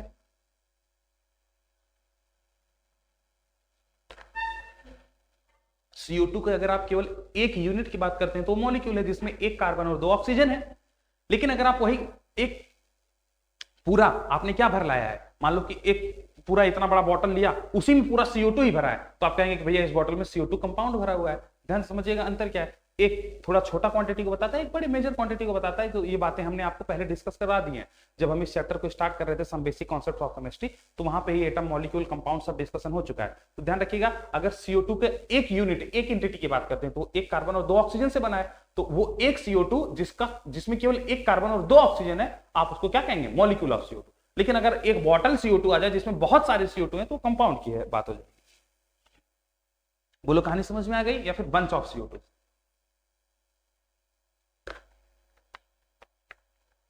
और किसी को कोई doubt? Sam Bhatt, Sam Bhatt sir, love from Kashmir, direct Baramulla city, Sopore village. बहुत बहुत स्वागत है आपका सैम भट्ट साहब, कश्मीर से आप इस सेशन को लाइव देख रहे हैं। बारामूला शहर से आप हैं, सोपोर नाम के गांव से आप हैं। आपको बहुत बहुत इस सेशन को देखने के लिए आदाब, नमस्कार। तो देखते रहिए, मोल कॉन्सेप्ट हम लोग डिस्कस कर रहे हैं सैम भट्ट साहब, जिसका ये 20वां लेक्चर है, तो शायद आपको चीजें थोड़ा कम समझ में आए। हम लोग ये क्वेश्चन डिस्कस कर रहे हैं ना, 20वां लेक्चर है। तो सैम भट्ट जी, क्या आपको मॉलिक्यूल और कंपाउंड के बीच का अंतर पता चल गया? तो मॉलिक्यूल क्या होता है, थोड़ा सा बता दूं क्या तुमको? जिसमें एक से ज्यादा एटम्स हो, या फिर ऐसा कह लो कि अगर कहीं एक से ज्यादा एटम के मिलने से कोई चीज बना है तो मॉलिक्यूल है। जैसे हाइड्रोजन का अगर आप केवल एक एटम लेंगे तो H है, लेकिन 2 हाइड्रोजन मिल गए तो उसको क्या बोलोगे? H2। अब वो क्या हो गया? मॉलिक्यूल हो गया। बोलो बात समझ में आ गई? अब जब तक उसमें एक टाइप के ही एटम है तो उसको होमोएटॉमिक मॉलिक्यूल कहते हैं। लेकिन जैसे ही एक से ज्यादा टाइप के एटम आ गए, जैसे कार्बन डाइऑक्साइड में, उसमें कार्बन भी है और ऑक्सीजन भी है, तो आप हेट्रोएटॉमिक मॉलिक्यूल को ही कंपाउंड्स कहते हैं। बात समझ में आ गई क्या? ठीक है। No sir, CO2 is both molecule and compound. हाँ बेटा, वो तो मैं भी यही कह रहा हूं कि CO2 मॉलिक्यूल और कंपाउंड दोनों है। CO2 हेट्रोएटॉमिक मॉलिक्यूल है लेकिन कंपाउंड भी है। ये तो मैं भी आपको कह रहा हूं ना, ए भाई जैसे H2 है तो H2 मॉलिक्यूल है, उसमें 2 हाइड्रोजन कंबाइन हुए हैं तो मॉलिक्यूल है। ये कैसा मॉलिक्यूल है? होमोएटॉमिक है। होमोएटॉमिक, होमोएटॉमिक का मतलब क्या है? होमोएटॉमिक का मतलब है कि इसमें जो दोनों एटम है वो सेम है, लेकिन जो CO2 की आप बात कर रहे हैं तो CO2 में एक कार्बन है और 2 ऑक्सीजन है। ये है CO2, ये है CO2, एक कार्बन और 2 ऑक्सीजन। यहां पर जो एटम्स है वो डिफरेंट है, एक कार्बन एटम है जो कि अलग है और 2 ऑक्सीजन के एटम है, तो 2 डिफरेंट टाइप के एटम है। तो ये कैसा मॉलिक्यूल है? हेट्रोएटॉमिक मॉलिक्यूल है। कैसा मॉलिक्यूल है? Heteroatomic molecule, heteroatomic molecule. और हेट्रोएटॉमिक मॉलिक्यूल है इसलिए ये मॉलिक्यूल तो है ही, ये मॉलिक्यूल तो है ही, लेकिन क्योंकि हेट्रोएटॉमिक है इसीलिए हम इसको कंपाउंड भी बोल देते हैं। इसीलिए हम इसको क्या बोल देते हैं? कंपाउंड। तो जनरली हम कंपाउंड टर्म उन मॉलिक्यूल्स के लिए इस्तेमाल करते हैं जो हेट्रोएटॉमिक होते हैं। क्या आपको अब बात समझ में आ गई सैम भट्ट साहब कि नहीं समझ आया? लेकिन हम H2 को जनरली कंपाउंड नहीं बोलते हैं, हम मॉलिक्यूल ही बोलते हैं। क्यों बोलते हैं? क्योंकि ये होमोएटॉमिक है, ये दोनों सेम टाइप के एटम से बना है। तो कंपाउंड के लिए एक चीज एक्स्ट्रा हो गई, वो क्या है? हेट्रोएटॉमिक होना चाहिए। तो CO2 मॉलिक्यूल तो है इसीलिए तो उसको हेट्रोएटॉमिक मॉलिक्यूल कहा जा रहा है, लेकिन कंपाउंड भी है क्योंकि ऐसा मॉलिक्यूल जो एक से ज्यादा एटम से बनता है, फिर हेट्रोएटॉमिक मॉलिक्यूल, उसी को एक शब्द और बोल देते हैं, कंपाउंड। हाँ, ये 2 अलग अलग बातें हैं। कई बार हम लोग बंच को भी कंपाउंड बोल देते हैं, लेकिन बेसिक कहानी यही है, मतलब मॉलिक्यूल और कंपाउंड के बाइफर्केशन का। समझ रहे हैं आप? होमोएटॉमिक और हेट्रोएटॉमिक की तरह। सैम भट्ट जी समझ आ गया आपको? चलो हम लोग को भटकाओ मत यार, हम क्या क्वेश्चन डिस्कस कर रहे थे। चलिए आइए इस क्वेश्चन पर आगे बढ़ते हैं बेटा। सैम भट्ट साहब समझ आया? कमेंट करिए। सैम भट्ट जी समझ आ गया आपको? चलो क्या कह रहे हैं आप? सर क्लास 11 फुल्ली वेस्टेड, अब नए साल से क्लास 12 स्टार्ट करेंगे क्या? मैं क्लास 11 बजे से कवर कर सकता हूं, अगर नहीं तो वो बताओ जो मैं 12 से। अच्छा ठीक है, तो सही बट साहब कह रहे हैं कि बेसिकली उनके कहने का मतलब ये है कि उनका जो 11th है वो थोड़ा सा वेस्ट हो गया है, तो वो ये चाह रहे हैं कि अगर क्लास 12th की जो भी सेशन हो वो इस सेशन को लाइव रोज देखा करें। तो सईम भट्ट साहब आपको एक बात बता देता हूँ, सईम भट्ट ही है आपका नाम ना, मैं थोड़ा केयरफुली नाम देख लेता हूँ। जी हाँ सईम भट्ट जी। तो सईम भट्ट जी, हमारी क्लास रोज लगभग इस टाइम पर 11th और 12th वाले बच्चों के लिए लाइव सेशन चलते हैं। मेरा चलेगा केमिस्ट्री के लिए, फिर पीयूष सर का चलेगा फिजिक्स के लिए। तो आप हर दिन लगातार बने रहिए। मैं अभी फिजिकल केमिस्ट्री पे ऑपरेट कर रहा हूं, जैसे हमारी फिजिकल ऑपरेट हो जाएगी, मतलब धीरे धीरे आगे बढ़ जाएगी, फिर हम 12th स्टार्ट कर देंगे। लेकिन आपको एकदम घबराना नहीं है, चैनल जो है वो आपके लिए best of the best content deliver करने का प्रयास कर रहा है। अगर आपको ना विश्वास हो तो आप मोल कॉन्सेप्ट के शुरुआत के वीडियो से देखिएगा, 20वां लेक्चर है, मोल कॉन्सेप्ट का 20वां लेक्चर है। और कोई भी हमारा लेक्चर 1 घंटे के, मतलब लगभग कोई भी बहुत कम हुआ होगा तो 45 मिनट से नीचे तो रहा ही नहीं होगा, बाकी 1.5 घंटे के 1 घंटे के ऊपर ही हमारा क्लास चलता है। इसका मतलब आपके पास कंटेंट में कोई भी बातें, कोई भी चीजें बिना मतलब की बातें तो हम करते ही नहीं है। मतलब फालतू का कोई बात नहीं, कोई गाना नहीं, कोई शायरी नहीं, कोई फालतू का ड्रामेबाजी नहीं, केवल काम, प्योर वर्क। अगर आपको ऐसे लेवल के कंटेंट देखना है तो चैनल पर लगातार बने रहिए, पक्का आपको अच्छे लेवल का कंटेंट देखने को मिलेगा। ड्रामेबाजी जैसा कोई काम नहीं है हमारा, ठीक है। और हम इसीलिए अपने काम पर कम बच्चे रहेंगे, मंजूर है, ड्रामा नहीं करेंगे भाई आपके साथ। आप यहाँ आप ड्रामा देखने नहीं आए हैं, बढ़िया ड्रामा देखना हो पिक्चर देख लो यार, बढ़िया कॉमेडी मूवी देख लो। लेकिन अगर आप सही जगह अगर आप अपना दिमाग इस डिस्ट्रैक्शन के एरा में आप सही जगह लगा रहे हैं तो बच्चा आपको वो सही चीज मिलनी भी चाहिए, ठीक है। यहां पे आके मैं गाना गाऊं, शायरी सुनाऊं, वो मेरा काम नहीं है। मेरा काम है पढ़ाना। मैं अच्छा कंटेंट, अच्छे लेवल का कंटेंट आपको दे सकता हूं। अगर आप पेशेंटली उस चीज को पढ़ सकते हैं, उस चीज पर आगे काम कर सकते हैं तो आपका वेलकम है। वरना भाई हाथ जोड़ ले रहे हैं, आप जहां जैसे पढ़ रहे थे मुस्कुरा कर वहां पर पढ़ते रहिए। कोई अपेक्षा, कोई हमको आपूर्ति नहीं है। लेकिन हाँ, अगर आपको बेहतरीन कंटेंट, अच्छे लेवल की चीजों को सीखना है, अच्छे क्वेश्चंस को देखना है, ये पता लगाना है कि हाँ कैसे पढ़ते हैं, तो आपका यहाँ पर स्वागत है। सर कुछ नहीं पढ़ा क्लास 11th में, अब क्लास 12th कैसे स्टार्ट करूं? तो घबराओ नहीं सही, घबराने की जरूरत नहीं है। मैं क्लास 12th में ही पढ़ाऊंगा आपको। ये जो तुम्हारी क्लास 12th है, जब तक आपकी क्लास 12th खत्म होगी तब तक मैं आपके क्लास 11th भी कवर अप। अभी हमने ये सेशन लेट स्टार्ट किया, मैं किसी नीट या फिर किसी चीज को देखकर ये सेशन को नहीं चालू किया हूं। आप इस डे से इस चैनल को जुड़ जाइए।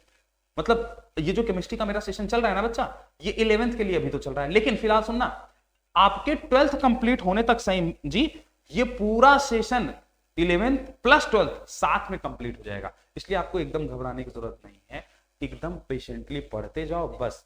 जब तक तुम्हारा 12th खत्म होगा तब तक तुम्हारा 11th भी मैं करा दिया रहूंगा और तुम्हारा 12th भी करा दिया रहूंगा, और एकदम डेप्थ तक, जेई एडवांस तक पहुंचा के आऊंगा, गेट तक छोड़ के आऊंगा। अब उस गेट का ताला तोड़कर तुम अंदर घुस पाते हो कि नहीं, ये तुम्हारी काबिलियत पर है। गेट तक तो मैं ले जाने का प्रयास करूंगा। तो अभी से अगर आप जुड़ते हैं तो आपका 11th जो खराब हुआ है वो भी सही हो जाएगा, उसके अलावा जो 12th आपका बचा है वो भी सही हो जाएगा। तो 12th के दौरान ही, 1 साल के टाइम पीरियड में ही मैं 11th भी सही करवा दूंगा, मतलब 11th भी पढ़ाने वाला हूं और 12th भी पढ़ाने वाला हूं। आप ऐसा समझ लीजिए कि ये जो कोर्स है, ये अब 11th वाला बच्चा देखेगा तो उसको लगेगा 11th चल रहा है, 12th वाला बच्चा लगेगा तो 12th चल रहा है, लेकिन मैं इसको फुल फ्लेज्ड कोर्स की तरह बना रहा हूं, जो कि एक ड्रॉपर बच्चा भी देख सकता है। मतलब समझ रहे हैं आप? इसका मतलब अगर एक 13th का बच्चा भी देखेगा तो उसके लिए भी ये कोर्स वैसे ही रहेगा, ठीक है। साल भर के टाइम पीरियड में उसके क्वेश्चंस, उसके स्लॉट्स कंप्लीट हो जाएंगे। मेरी हर रोज क्लास लगती है, अभी फिलहाल 11 बजे से लग रही है, लेकिन कुछ दिनों में ये क्लास और जल्दी लगने लगेगी, 8 बजे के आसपास लगने लगेगी, ठीक है। तो अभी इतना बात ध्यान रखिएगा, अभी तो क्लास 11 से 12 के बीच में शेड्यूल होती है। रोज आप चैनल पे आ जाया करिए, आपको 11 बजे के बाद ये नोटिफाई हो जाएगा कि कितने बजे से क्लास चालू है। हाँ, कुछ दिनों के बाद ये क्लास और पहले होने लगेगी, 8 बजे के आसपास होने लगेगी, तो उस वक्त भी आपको पता चल जाएगा। सईम जी, क्या आपको सारी बात समझ में आ गई? ठीक है, तो सईम जी को ये बातें समझ में आ गई है। अब हम क्या आगे बढ़ सकते हैं अपने टॉपिक पर? अपने टॉपिक पर आगे बढ़े बेटा। चलो आज पढ़ाने दो, अब फिर आपसे डिस्कशन करेंगे, है ना सही? चलो, और भी किसी बच्चे को कोई डाउट हो तो पूछ ले। चलिए ठीक है भैया। सर मेरा असली नाम फैजान सूती है। अच्छा ठीक है भाई, आपका नाम फैजान ही है तो हम आपको फैजान कह दिया करेंगे, इसमें क्या है। सर आपका नंबर मिल सकता है प्लीज।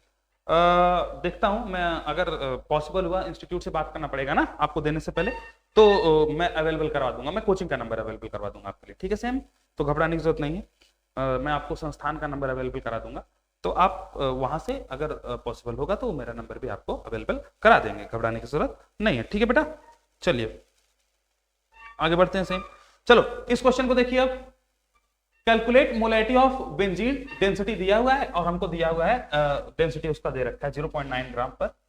बहुत सारी बातें हो गई। चलो आप इस क्वेश्चन को देखो, हमसे दे रखा है कि बेंजीन का मोलैरिटी निकालना है, तो भैया मोलैरिटी ऑफ प्योर लिक्विड क्या होता है, मोलैरिटी ऑफ प्योर लिक्विड यहाँ पे कौन है, बेंजीन। तो अगर बेंजीन की मोलैरिटी पूछ रहा है तो मोल्स ऑफ बेंजीन निकाल लीजिए। मोल्स ऑफ बेंजीन किसमें, वॉल्यूम ऑफ बेंजीन में, कितना वॉल्यूम बेंजीन में वो मोल है, या फिर वॉल्यूम किसमें लेंगे आप, लीटर में। अब मोल्स ऑफ बेंजीन कैसे निकलेगा, आप 1 लीटर बेंजीन में कितना मोल है, 1 लीटर मतलब एक, अगर आपको बेंजीन का 1 लीटर में कितना मोल है ये पता करना है तो 1 लीटर में कितना वेट होता है पहले वो पता कर लो। वेट कैसे निकलेगा, density multiplied by the volume. तो वॉल्यूम तो 1 लीटर का मतलब 1000 ml, डेंसिटी आपको दे ही रखा है, कितना दे रखा है 0.9 ग्राम पर ml। तो सबसे पहले मोल निकाल ले, क्या मोल्स ऑफ C6H6 क्या आ जाएगा, मोल्स ऑफ C6H6 या फिर बेंजीन कितना आ जाएगा, वो आ जाएगा आपका, देखिए सबसे पहले देखिए मास निकालने सबसे पहले तो ज्यादा आसान रहेगा, या फिर weight of C6H6। Weight of C6H6 कैसे आएगा, देखिए मोल होता है weight divided by molar mass या फिर मॉलिक्यूलर वेट।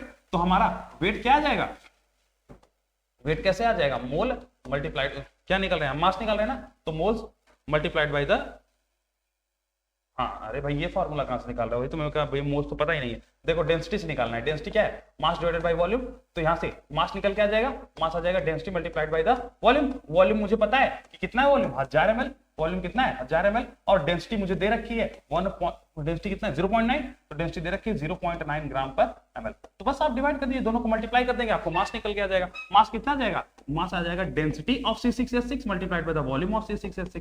डेंसिटी कितना दे रखा है 0.9 ग्राम per ml multiplied by volume. देखो वॉल्यूम कितना है इसका 1000 ml में हमको निकालना है, तो 1000 ml, तो ml से कट जाएगा, क्या डेंसिटी क्या वेट आ जाएगा, देखो 0.9 से मल्टीप्लाई करोगे 900 से क्या आ जाएगा 900 ग्राम। तो वेट ऑफ C6H6 कितना आ गया, वेट ऑफ C6H6 आ गया प्यारे बच्चों 900 ग्राम। कितना ग्राम आ गया 900 ग्राम। क्या यहाँ पे लिख दूं, क्या इधर लिख देता हूं तो आपको अच्छे से दिखेगा। वेट ऑफ C6H6 इज 900 ग्राम। तो ये वेट आ गया। अब आपको वेट पता चल गया तो आप मोल निकाल सकते हैं, कितने आसानी से मोल निकल जाएगा। तो यहाँ से मोल निकाल लो, मोल्स ऑफ C6H6 क्या जाएगा, weight divided by the molar mass. Weight कितना है, बोलो भैया वेट कितना है इसका 900 ग्राम। वेट कितना है 900 gram divided by the molecular weight. Molar mass कितना है इसका, बोलो मोलर मास कितना होता है बेंजीन का। बेंजीन का मोलर मास कैसे निकालोगे, अरे भाई कार्बन कितने 6, हाइड्रोजन कितने 6, एक कार्बन का होता है 12, तो 6 कार्बन को हो जाएगा 72 प्लस इसका हो जाएगा 6, तो मतलब टोटल इसका मोलर मास कितना निकल के आ जाएगा मोलिकुलर वेट 78। तो आप इससे देखिए wait divided bye molecular weight, molecular weight आप 78 कर दीजिए, ये आ गया क्या मेरा मोल आ गया। ग्राम पर मोल करेंगे, ग्राम पर मोल करेंगे, ग्राम ग्राम से कट जाएगा, मोल ऊपर चला जाएगा। तो कितना मोल आ गया C6H6 का, कितना मोल निकल के आ गया C6H6 का, बोलो 900 डिवाइडेड बाय 78, 900 डिवाइडेड बाय 78 मोल आ गया। बोलो मोल निकल आ गया। अब भैया मोलैरिटी निकालना तो आसान ही था। देखो मोलैरिटी क्या है, moles of C6H6 divided by volume. हमने अब देखो हमको यही तो कहा था कि 1 लीटर लिक्विड में कितना मोल आपका उस लिक्विड का होगा। तो कितना मोल आ गया 900 डिवाइडेड बाय 78, कितने में 1 लीटर में, तो वही आ जाएगा क्या हमारा मोलैरिटी। तो मोलैरिटी निकल आएगी। तो मोलैरिटी ऑफ C6H6 क्या आ जाएगा, मोलैरिटी ऑफ C6H6 क्या आ जाएगा, mole of C6H6 divided by volume. Volume किसमें आ जाएगा लीटर में, तो मोल कितना निकल के आ गया 900 डिवाइडेड बाय 78। उसको डिवाइड कर दीजिए आप किससे, volume in litre. Volume in litre क्या है भैया 1 है, तो बस आपको आंसर आ जाएगा। आंसर यही है 900 डिवाइडेड बाय 78, ये आपका क्या है इस बेंजीन का मोलैरिटी। अब कैलकुलेट कर लो, 900 को 78 से भाग दे दो भाई, जो आएगा वही आपका आंसर है। कैलकुलेट कर ले क्या 900 डिवाइडेड बाय 78 क्या रहा है 11.53, तो यही आपका आंसर आ जाएगा। तो मोलैरिटी क्या निकल के आ जाएगी बच्चों 11.53 मोलर। बोलो बात समझ में आ गई, बेंजीन की मोलैरिटी निकल गई आपकी, निकाल लिया आपने। हाँ प्रणाम प्रणाम प्रणाम मोहित जी, मोहित भैया को बहुत बहुत नमस्कार। मोहित भैया को बहुत बहुत नमस्कार। तो मोलैरिटी निकाल रहे हैं मोहित जी हम लोग आज की क्लास में मोलैरिटी ऑफ प्योर लिक्विड में निकलवा रहा हूं। और यहां पर हमने क्वेश्चन दिया कि calculate the molarity of C6H6। Density of benzene हमको दे रखा है, तो बेंजीन का हमको क्या निकालना था, मोलैरिटी निकालना था। तो मोलैरिटी कैसे निकलता है, कितना मोल किसी लिक्विड का है 1 लीटर आपके उस लिक्विड में। तो मोल हमने निकाल लिया, सबसे पहले मास निकाल लिया बेंजीन का, कैसे, डेंसिटी से मल्टीप्लाई करके, पता कर कितना वॉल्यूम पता ही था 1 लीटर में निकालना था, मतलब 1000 ml में, डेंसिटी से मल्टीप्लाई कर दिया 0.9 से, तो 900 ग्राम आ गया क्या, मास ऑफ बेंजीन। अब मास पता चल गया, उससे हमने मोल निकाल लिया, wait divided by the molar wait. तो वेट हमको था 900 ग्राम, उससे डिवाइड कर दिया किससे, मोलर वेट से 78 से, तो क्या गया, moles of benzene. Moles of benzene divided by 1 क्या है, लीटर, वही हमारा आ गया क्या, मोलैरिटी। ये आ गया आपका मोलैरिटी 900 डिवाइडेड बाय 78 11.53 मोलर। तो क्या आपको ये कहानी समझ में आ गई? जो भी बच्चा जुड़ा है हमारे साथ जरा एक बार कमेंट कर दीजिएगा, क्या आप सभी प्यारे बच्चों को ये चीजें समझ में आ गई हैं? क्या आगे बढ़े बच्चों? चलिए भैया, तो मोलैरिटी ऑफ प्योर लिक्विड हमने सीख लिया है। अब हमारा अगला टॉपिक है मोलैरिटी ऑफ आइडियल गैस। इस पर आगे बढ़ते हैं। आइडियल गैस का मतलब क्या है, आपको पता होगा, एक ऐसी गैस जो इस वाली इक्वेशन को लागू हो, जिसके ऊपर पीवी बराबर nRT, उसी को क्या बोलते हैं, आइडियल गैस। और इक्वेशन को क्या बोलते हैं, आइडियल गैस इक्वेशन। मतलब वो गैसेस जो इस इक्वेशन को फॉलो कर रहे हैं उनको क्या बोलते हैं, आइडियल गैस बोलते हैं प्यारे बच्चों। ठीक है, अब ध्यान से समझिएगा, हमको क्या निकालना है, आइडियल गैस की मोलैरिटी निकालनी है। अब मोलैरिटी क्या होती है, मोलैरिटी आपने पढ़ा है, molarity is moles divided by volume, यही तो है मोलैरिटी। अब पीवी बराबर nRT अगर आप देखेंगे तो यहाँ पे n है, यहाँ पर v है, अगर वॉल्यूम को मैं नीचे लाऊंगा तो क्या हो जाएगा, p बराबर nRT बाय v। देखो भैया, वॉल्यूम को मैंने इस तरफ लाया, इज इक्वल टू इस तरफ, उधर मल्टीप्लाई में था, इधर डिवाइड में हो जाएगा, pressure is equal to nRT divided by v। अब ध्यान समझिए, इसको मैं ऐसे लिख सकता हूं क्या, p is equal to n by v RT, तो p is equal to n by v RT। और अगर RT को उधर ले जाऊंगा तो क्या हो जाएगा, p by RT is equal to n by v, p by RT is equal to n by v। तो ध्यान से देखो, जो n बाय v था वही तो हमारी मोलैरिटी थी, मोलैरिटी क्या है, n बाय v, तो p by RT is equal to n by v। यही क्या है, कंसंट्रेशन या फिर मोलैरिटी किसकी, आइडियल गैस की। तो आइडियल गैस की कंसंट्रेशन या मोलैरिटी क्या है, moles upon volume n by v, जो कि किसके बराबर है, p बाय RT के। तो आइडियल गैस की मोलैरिटी क्या आ गई, moles of ideal gas, ideal gas का कितना मोल है, डिवाइडेड बाय, देखो यहां पर moles of ideal gas divided by volume of vessel. अब देखो ना, ध्यान से समझो, एक वेसल है, उसमें आइडियल गैस भरी हुई है, तो उसका क्या वॉल्यूम है, जो वेसल का वॉल्यूम है वही तो उसका आपके आइडियल गैस का वॉल्यूम हो जाएगा, और उसमें उसका कितना मोल है, तो moles of ideal gas divided by the volume of vessel, वही कर देंगे आप, क्या आ जाएगा आपका, कंसंट्रेशन ऑफ आइडियल गैस या फिर मोलैरिटी ऑफ आइडियल गैस। आसान है ना, तो मोल्स अपॉन वॉल्यूम, उसको n बाय v से भी आप लिख सकते हैं या फिर p बाय RT से भी आप लिख सकते हैं। तो मोलैरिटी ऑफ आइडियल गैस क्या आ जाएगा, moles upon volume n by v which is equals to p by RT। क्या इतनी कहानी आपको समझ में आ गई? तो मोलैरिटी निकालना आ गया आइडियल गैस का, p बाय RT से निकाल सकते हैं, n बाय v से निकाल सकते हैं। क्या सभी बच्चों की क्लास समझ में आ रही है?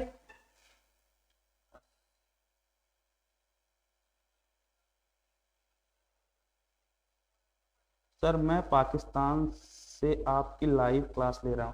क्या विकास कुमार, क्या मजाक कर रहे हो यार, तुम रोज मेरी क्लास में जुड़ते हो, तुम पाकिस्तान से कहां से लाइव देख रहे हो? तो विकास, तुमको तो मैं खुद जानता हूं, तुम हमारी क्लास रेगुलर करते हो, तो पाकिस्तान से भी अगर जुड़े हो तो भी कोई दिक्कत नहीं है भैया। पढ़ाई और शिक्षा किसी के लिए बाध्यता नहीं है। अगर आप जितना शिक्षित होंगे उतना ही आपके अंदर क्रूरता जाएगी और शांति आएगी, पेशेंस आप सीखेंगे। एजुकेशन विल गिव यू, उसको क्या बोलते हैं, जैसे हम लोग हिंदी में कहते हैं कि शालीन हो जाता है व्यक्ति। शालीन का मतलब क्या है, जो जितना ज्ञानवान है वो उतना धैर्यवान हो जाता है, शांत हो जाता है। तो विकास जी, अगर आप पाकिस्तान से भी इसको देख रहे हैं तो कोई दिक्कत नहीं है, सीखिए, समझिए। ज्ञान हमेशा किसी को भी क्या बनाएगा, शालीन बनाएगा, धैर्यवान बनाएगा, शांत बनाएगा। तो बोलो भैया, तो क्या विकास जी तुमको मोलैरिटी निकालना आया आइडियल गैस का? बोलो बाबा सईम भट्ट साहब, विकास जी, क्या मोलैरिटी ऑफ आइडियल गैस निकालना आ गया? मोलैरिटी क्या है, moles upon volume which is equals to p by RT। अब देखिए, दो केस हमको पढ़ना है आइडियल गैस की मोलैरिटी के, दो केस, एक कांस्टेंट प्रेशर और दूसरा कांस्टेंट टेंपरेचर। तो आइए, सबसे पहला केस हमारे पास है एट कांस्टेंट प्रेशर। देखिए, मोलैरिटी ऑफ आइडियल गैस हमको निकालना है एट कांस्टेंट प्रेशर। क्या लिखा है सर, पता नहीं, समझ में नहीं आ रहा, देखना इधर जरा गौर से। मोलैरिटी अभी तक आपने क्या सीखी, molarity is equals to moles upon volume which is equals to p by RT। इतनी बात समझ में आ गई आपकी? तो क्या सीधे सीधे लिख सकते हैं क्या, molarity is equals to p divided by RT। अब अगर आपसे कहा गया कि एट कांस्टेंट प्रेशर, तो मैंने प्रेशर को क्या कर देना है, कांस्टेंट कर देना है। अगर प्रेशर यहां से कांस्टेंट हो गया तो सोच कर देखो मोलैरिटी क्या आ जाएगी, ये R तो पहले से कांस्टेंट हो जाता है, प्रेशर R पहले से कांस्टेंट होता है, ये universal gas constant, pressure constant मैंने ले लिया, तो मतलब p बाय R क्या हो जाएगा, भी कांस्टेंट हो जाएगा, ऊपर वाला भी कांस्टेंट, नीचे R कांस्टेंट। तो इसको कैसे लिख सकता हूं, क्या molarity is equals to p divided by R into 1 by T, ऐसे लिख सकते हैं। अब ये टोटल वैल्यू क्या हो जाएगी मेरी, p बाई आर कांस्टेंट हो जाएगी, क्या क्या कांस्टेंट हो जाएगी क्या? तो पी बाई आर को मैं क्या बोल सकता हूं? के बोल सकता हूं। तो मैंने ले लिया मोलैरिटी इज इक्वल्स टू के इंटू 1/t, के इंटू 1/t। देखो ना गौर से, यहाँ पे के इंटू 1/t, मैंने पी बाई आर, ये पूरा कांस्टेंट था, इस पूरे कांस्टेंट को मैंने के लिख दिया, तो मोलैरिटी इज इक्वल्स टू के इंटू 1/t। अब जरा गौर से देखिएगा, आपको अगर बोला जाए कि मोलैरिटी और 1/t में, मोलैरिटी और 1/t में ग्राफ बनाइए, किसमें बनाइए? मोलैरिटी वर्सेस 1/t का ग्राफ बनाइए। तो ध्यान समझिएगा, हम इसको क्या कह सकते हैं? क्या ये y हो जाएगा और ये क्या हो जाएगा? x हो जाएगा। अरे भाई 1/2 x और ये y, तो एक इक्वेशन आपको लिखते हुए दिख रही है, y is equal to mx, y is equal to mx। और ये किसकी इक्वेशन है? स्ट्रेट लाइन की, y बराबर mx plus c, straight line की इक्वेशन है, जहां पर मोलैरिटी मेरे y एक्सिस पर होगी और x एक्सिस पर कौन आ जाएगा? 1/t। उस वक्त जो मेरा स्लोप होगा वो किसके बराबर हो जाएगा? k के बराबर। तो स्लोप या फिर m, जो मेरा स्लोप है वो क्या हो जाएगा? k, और k है क्या? p by R. तो ध्यान से समझिए, अगर आप मोलैरिटी वर्सेस 1/t का ग्राफ बनाते हैं, यहां से बना रहा हूं मैं, इधर रखा मैंने मोलैरिटी और इधर रखा मैंने 1/t, तो मोलैरिटी और 1/t का ग्राफ बनाऊंगा तो y बराबर mx आ रहा है, तो x पे 1/t है और y पर मोलैरिटी है, तो मेरा क्या बनेगा? एक straight line graph passing from the origin, तो जिसमें जो tan थीटा या फिर स्लोप है, जो tan थीटा या फिर जो स्लोप है वो किसके बराबर आ जाएगा? Slope will be equal to the k। ये देखो ना, m y बराबर mx अगर आप करते हैं, y बराबर mx करते हैं, तो m बराबर k इंटू 1/t, तो m किसके इक्विवेलेंट आ रहा है? k के, तो स्लोप किसके बराबर आ जाएगा? k के, और k है क्या? p by R. तो जो मेरा स्लोप होगा वो k के बराबर या p बाई आर के बराबर आ जाएगा। यही आपके यहाँ पर लिखा हुआ है। मैं इस स्लाइड को हटाता हूं और इस वाली स्लाइड का आप देखिए, अब आपको इजीली समझ में आ जाएगा। तो molarity p by R T होता है, मैंने क्या कर दिया? प्रेशर को कांस्टेंट कर दिया, कांस्टेंट प्रेशर पर लिया हूं, तो p बाई आर कांस्टेंट हो जाएगा, जिसको k के टर्म में लिख दिया है, तो क्या हो जाएगा? k into 1/t, where k is equal to p by R, जो कि कांस्टेंट है। तो यही क्या आ जाएगा मेरा? k क्या हो जाएगा? देखो स्लोप क्या हो जाएगा? k के बराबर, जो कि p बाई आर है। तो मोलैरिटी वर्सेस 1/t का ग्राफ आपने बनाया है, जिसमें जो स्लोप होगा वो k के बराबर होगा, p बाई आर के बराबर होगा। यहाँ पे देखो मैंने कंपेयर भी किया है, m is equal to k into 1/t, y बराबर mx। तो बोलो बात समझ में आ गई क्या? तो ये जो k है वही मेरा स्लोप है m वर्सेस 1/t के कर्व का। बोलो बात समझ में आ गई? ये आप स्लाइड देख लीजिए। बोलो भैया, क्या किसी बच्चे को कोई डाउट? क्या आपको समझ में आ गया कि कांस्टेंट प्रेशर पर अगर हम लोग लेते हैं तो आइडियल गैस का, अगर आप कांस्टेंट प्रेशर पर ग्राफ बनाते हैं m वर्सेस 1/t का, तो वो एक स्ट्रेट लाइन बनती है। कैसे बनती है उसका पूरा रिप्रेजेंटेशन आपके स्क्रीन के ऊपर है, लिखना चाहे तो लिख लीजिए, हालांकि मैं लास्ट में आपको स्लाइड्स रिव्यू कराता ही हूं। आगे बढ़ूं क्या? चलिए, अब हम लोग देख रहे हैं एट कांस्टेंट टेम्परेचर। तो कांस्टेंट टेम्परेचर कैसे होगा? वही आसान सी कहानी है, एट कांस्टेंट टेम्परेचर। फिर आपको स्लाइड दिखाता हूं, एट कांस्टेंट टेम्परेचर। अब देखो भैया, अभी तक आपने बताया मास्टर की मोलैरिटी होता है p by R T. Molarity क्या है? आइडियल गैस का p बाई आर टी। अब मैंने किसको कांस्टेंट किया है? टेम्परेचर को। किसको कांस्टेंट किया मेरे लाल? टेम्परेचर को। तो r तो पहले से कांस्टेंट होता है, अगर टेम्परेचर को भी कांस्टेंट कर दिया तो ये जो डिनोमिनेटर RT है पूरा कांस्टेंट हो जाएगा। तो क्या इसको ऐसे लिख दिया जाए क्या? Molarity is equal to 1 by RT into P, ऐसे लिख सकते हैं? बिल्कुल लिख सकते हैं। अब ये जो 1 बाई RT है, इसको एक टर्म का नाम दे देता हूं, K। किसका नाम दे दिया मैंने? K। तो ऐसे लिख दें, molarity is equal to K into P, K into P।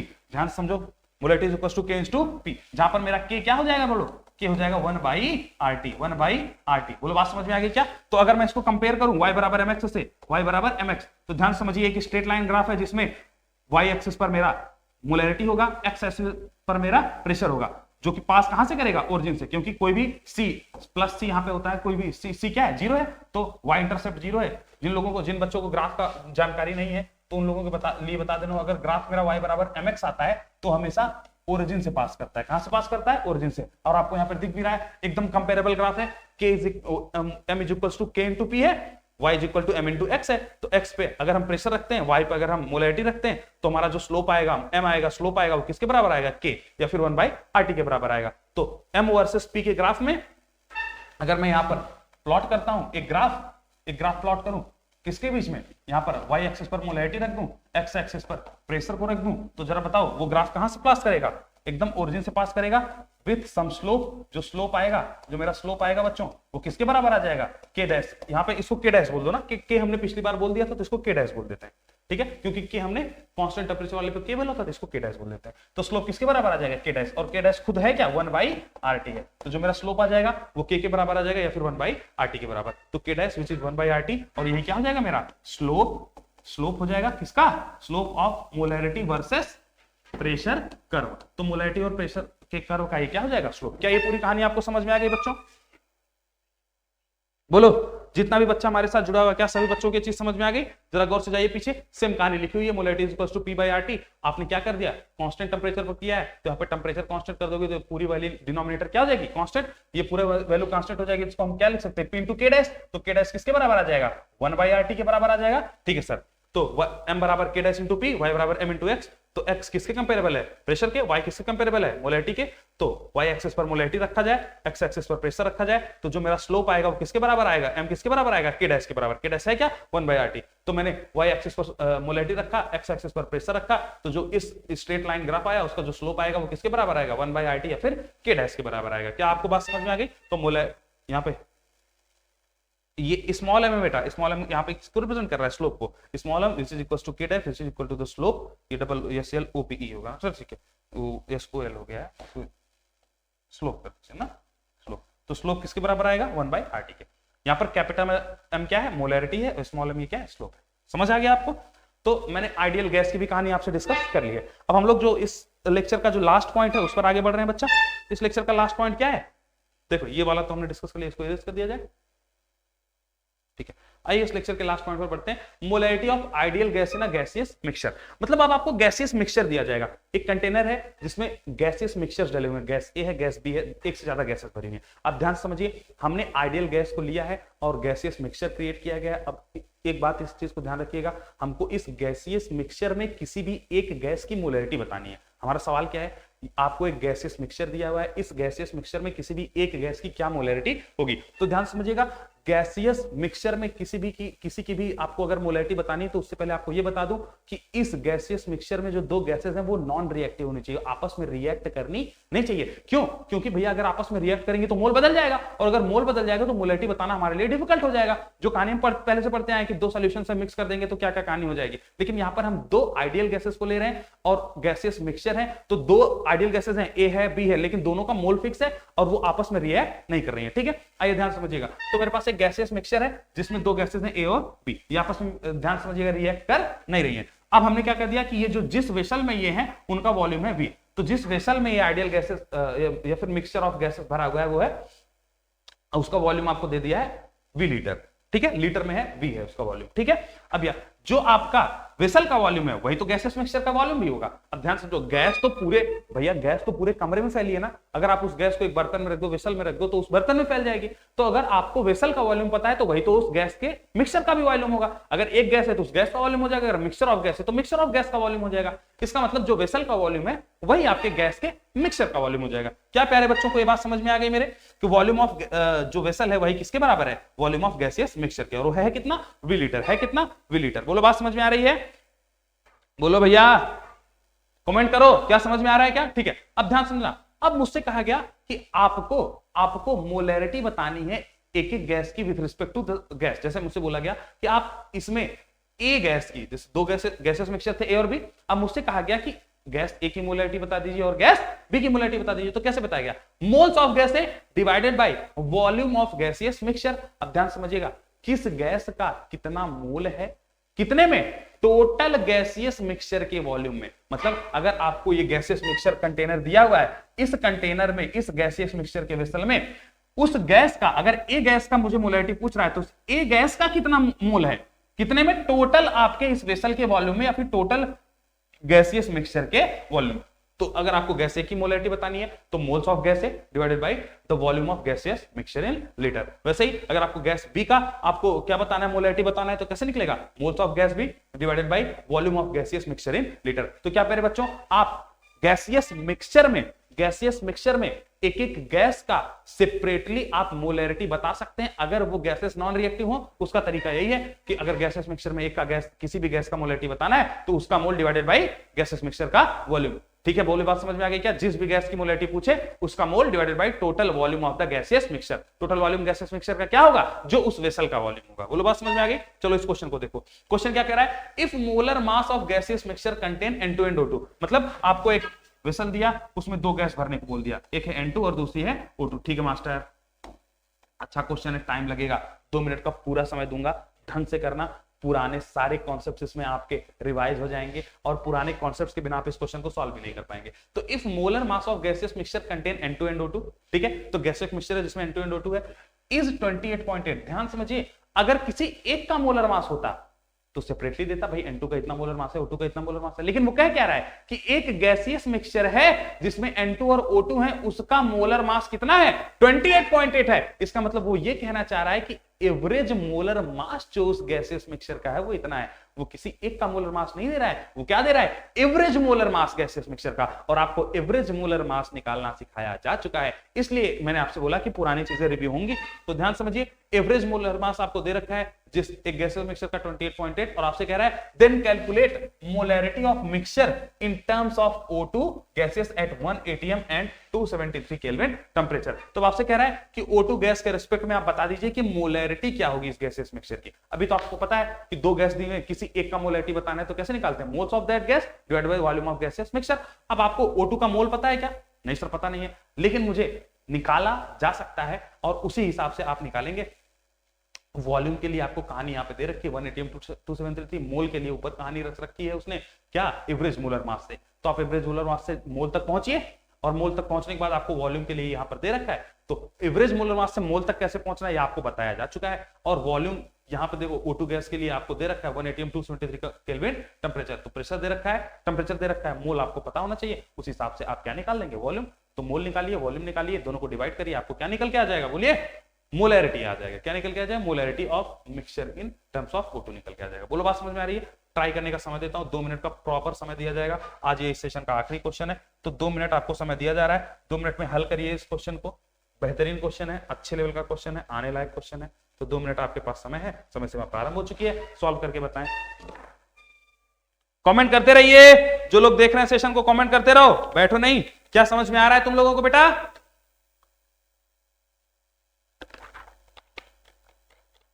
बच्चा आप शांति से बैठ जाते हो तो मुझे लगता है कि तुम लोग सो तो नहीं गए क्या? ठीक है, तो सो नहीं जाना है ना।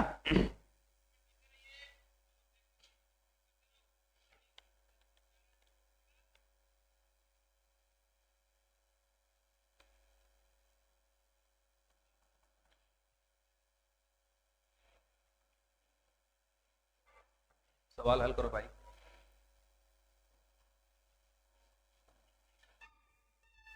सॉल्व आउट करिए। क्वेश्चन को सॉल्व करने के लिए आपको समय दिया गया है।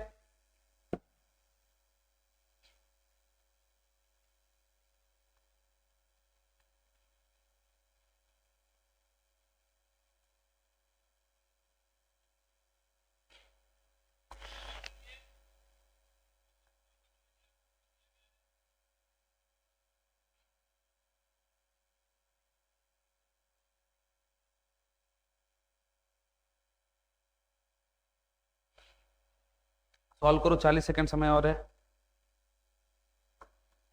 सॉल्व करो, सॉल्व करो, सॉल्व करो, कम समय बचा है।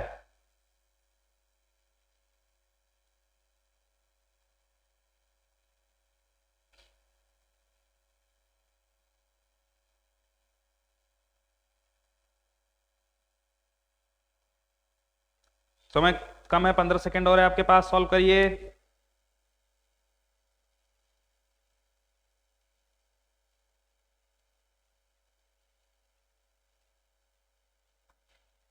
चलिए, समय सीमा समाप्त हो गई भैया। आइए इस क्वेश्चन को सॉल्व किया जाए। चलो देखो, अच्छा क्वेश्चन है, मजेदार है, एक एक स्टेप ध्यान से समझोगे तभी समझ पाओगे। ठीक है, अब ध्यान समझना, मैंने आपको क्या बताया, if molar mass of gaseous mixture containing N2 and O2 जितना, मतलब ये जो 28.8 दिया हुआ है वो एक गैसियस मिक्सचर का मोलर मास है। गैसियस मिक्सचर का मतलब average molar mass of the gaseous mixture is 28.8। तो सबसे पहले तो ये लिख लो कि एवरेज मोलर मास किसका, गैसियस मिक्सचर का, गैसियस मिक्सचर का कितना है दिया हुआ, कितना है बोलो भैया, 28.8 आपको दिया हुआ। बोलो बात समझ में आ गई। अब आपसे पूछ कह रहा है कि मोलैरिटी बता दीजिए, मोलैरिटी बता दीजिए किसका, O2 गैस का। मोलैरिटी किसके टर्म में, O2 गैस का। गैसियस मिक्सचर की मोलैरिटी बताइए किसके टर्म में, O2 गैस के टर्म में। आपको यही क्वेश्चन पूछ रहा है, आपको यही जवाब देना है। तो ये चीजें आपके उस पे हैं। और आपको क्या दे रखा है, कब, अगर आपको जो तापमान दिया हुआ है वो है 273 केल्विन, और प्रेशर और टेम्परेचर आपको दे रखा है, प्रेशर है 1 atm और टेम्परेचर आपको गिवन है कितना, 273 केल्विन। तो ये आपको प्रेशर और टेम्परेचर गिवन है किसका, उस वेसल का जिसमें आपको उस गैसेस जो इसमें दोनों गैसेस मिक्सचर रखे हुए हैं उसका प्रेशर और उसका टेम्परेचर आपको गिवन है। इतनी सारी चीजें आपको दी हुई हैं। अब क्वेश्चन को अप्रोच कैसे करना है मोलरिटी ले जाने तक के लिए, इसको समझिएगा। जब सबसे पहले बताना मुझे, आपको अगर मैं आपसे बोलूं कि मुझे मोल निकालना है तो कैसे निकल, एक एक स्टेप बता रहा हूं, तो कैसे निकलता है, weight divided by the molar weight, है ना, या फिर ऐसे लिख देते हैं MW, molecular weight. Molar weight कहिए, मोलिकुलर वेट कहिए, थोड़ा सा अंतर है, लेकिन फिलहाल एमडब्ल्यू को मोलर मास समझिएगा, ठीक है। तो wait divided by the molar wait. तो यहां पे मुझे गिवन क्या है, देखो क्या दिया हुआ है, एवरेज मोलर मास। तो मोलर मास दिया हुआ है ना, तो मतलब ये मोलर मास ही तो है। मोलर मास कैसे निकलेगा, तो यहां से समझिएगा मोलर मास कैसे निकलता है, मोलर मास कैसे निकलता है, weight divided by the moles, ऐसे तो निकलेगा। इसका मतलब अगर आपको पता हो कि टोटल मोल्स कितने हैं, सॉरी टोटल वेट टोटल कितना है आपके गैसेस मिक्सचर का, डिवाइडेड बाय मोल टोटल कितना है गैसेस मिक्सचर का, यही करेंगे तो आपका क्या आ जाएगा, आपका क्या आ जाएगा प्यारे बच्चों, आपका एवरेज मोलर मास। ये क्या आ जाएगा आपका एवरेज मोलर मास। तो एवरेज मोलर मास कैसे निकलेगा, the wait total divided by the mole total. तो आपका एवरेज मोलर मास आएगा। किसी एक का निकालते तो उसका वेट डिवाइडेड बाय उसका मोल करते, लेकिन अगर आपको एवरेज निकालना है तो टोटल कितना वेट है गैसेस मिक्सचर का डिवाइडेड बाय टोटल कितना मोल है। अब टोटल वेट कैसे निकलेगा, वेट कैसे निकलता है, देखो ध्यान से फिर समझना। अब यहां से अगर वेट निकालना होता तो वेट कैसे निकालते, mole multiplied by the molecular weight. इसका मतलब हर गैस का, हर एक गैस का मोल मुझे पता हो, मॉलिक्यूलर वेट मुझे पता हो, तो मैं उस गैस का वेट निकाल सकता हूं। अब ऐसे ही जितनी भी गैसेस हैं उनका मोल मल्टीप्लाइड बाय उनका मॉलिक्यूलर वेट करता जाऊंगा तो टोटल वेट आ जाएगा। और टोटल मोल मुझे पता ही है, तभी तो मैं मोल से मल्टीप्लाई कर रहा हूं। तो टोटल वेट कैसे निकलेगा, बोलो वेट टोटल कैसे निकालोगे, मोल n multiplied by the m। मतलब अगर कोई गैस एक है तो n1 मल्टीप्लाइड बाय उसका मॉलिक्यूलर वेट m1, दूसरी गैस है n2 plus n2 multiplied by m2, तीसरी गैस है plus n3 multiplied by m3। ये क्या आ जाएगा, wait total divide by total mole क्या आ जाएगा, n1 plus n2 plus n3। इसका मतलब अगर आपको एवरेज मोलर मास निकालना है, एवरेज मोलर मास निकालना है तो कैसे निकलेगा, वेट टोटल कैसे निकलेगा, जितनी भी गैसेस हैं n1 उसका molar mass m1 plus n2 उसका molar mass m2, molar mass लिख रहा हूं, प्लस n3 उसका molar mass m3 and so on divided by total moles. Total moles क्या हो जाएगा, n1 plus n2 plus n3 जो भी टोटल मोल्स हैं एंड सो ऑन। बोलो बात, इतनी बात समझ में आई कि नहीं समझ में आई, सबसे पहले बात। अब ध्यान समझिएगा, अब आपको पास दो गैसेस हैं, एक O2 है और दूसरी है N2। अब आपको O2 और N2 का मोलर मास तो पता है भैया, एक ऑक्सीजन का 16 होता है तो O2 का हो जाएगा 32, एक नाइट्रोजन का 14 होता है तो दो नाइट्रोजन का हो जाएगा 28। इसका मतलब दो गैसेस हैं तो आपको M1 M2 तो पता चल गया, 32 और 28, 32 और 28। क्या आपको मोल पता है, क्या नहीं पता है, लेकिन आप टोटल मोल एज्यूम कर सकते हैं। भाई टोटल मोल में से एक हिस्सा N2 का होगा और एक हिस्सा, अरे भाई अगर आपका ये कंटेनर है इसमें दो गैसेस हैं, एक है O2 और एक है N2, मुझे नहीं पता है कि किसका कितना मोल है, तो मैं एक मान लेता हूं कि एक मोल है, मान लो टोटल दोनों को मिलाकर गैसेस मिक्सचर का कितना मोल है, एक है, तो उसमें से कुछ तो आएगा भैया, एक में से ही तो दोनों होंगे। तो अगर एक टोटल गैसेस मिक्सचर के मोल को मैं एक मान लेता हूं तो एक को अगर मैं x मानूंगा तो दूसरे को 1 माइनस x मान लूंगा। भाई अगर O2 को मैंने x मान लिया तो मेरा 1 माइनस x कौन हो जाएगा, N2, क्योंकि दोनों को जोड़ने से एक आ जा रहा है। तो मैं मान लेता हूं कि मेरे टोटल गैसेस मिक्सचर का मोल एक था, है ना, टोटल मोल्स मतलब N1 प्लस N2 क्या हो जाएगा, एक। तो उसमें से जो पहले वाले का मोल आ जाएगा, मतलब O2 का मोल x मान लेंगे और N2 का मोल 1 माइनस x मान लेंगे। क्या इस चीज को समझने में कोई दिक्कत, आपको कोई दिक्कत होनी नहीं चाहिए। तो सबसे पहले मान लीजिए कि भैया let the total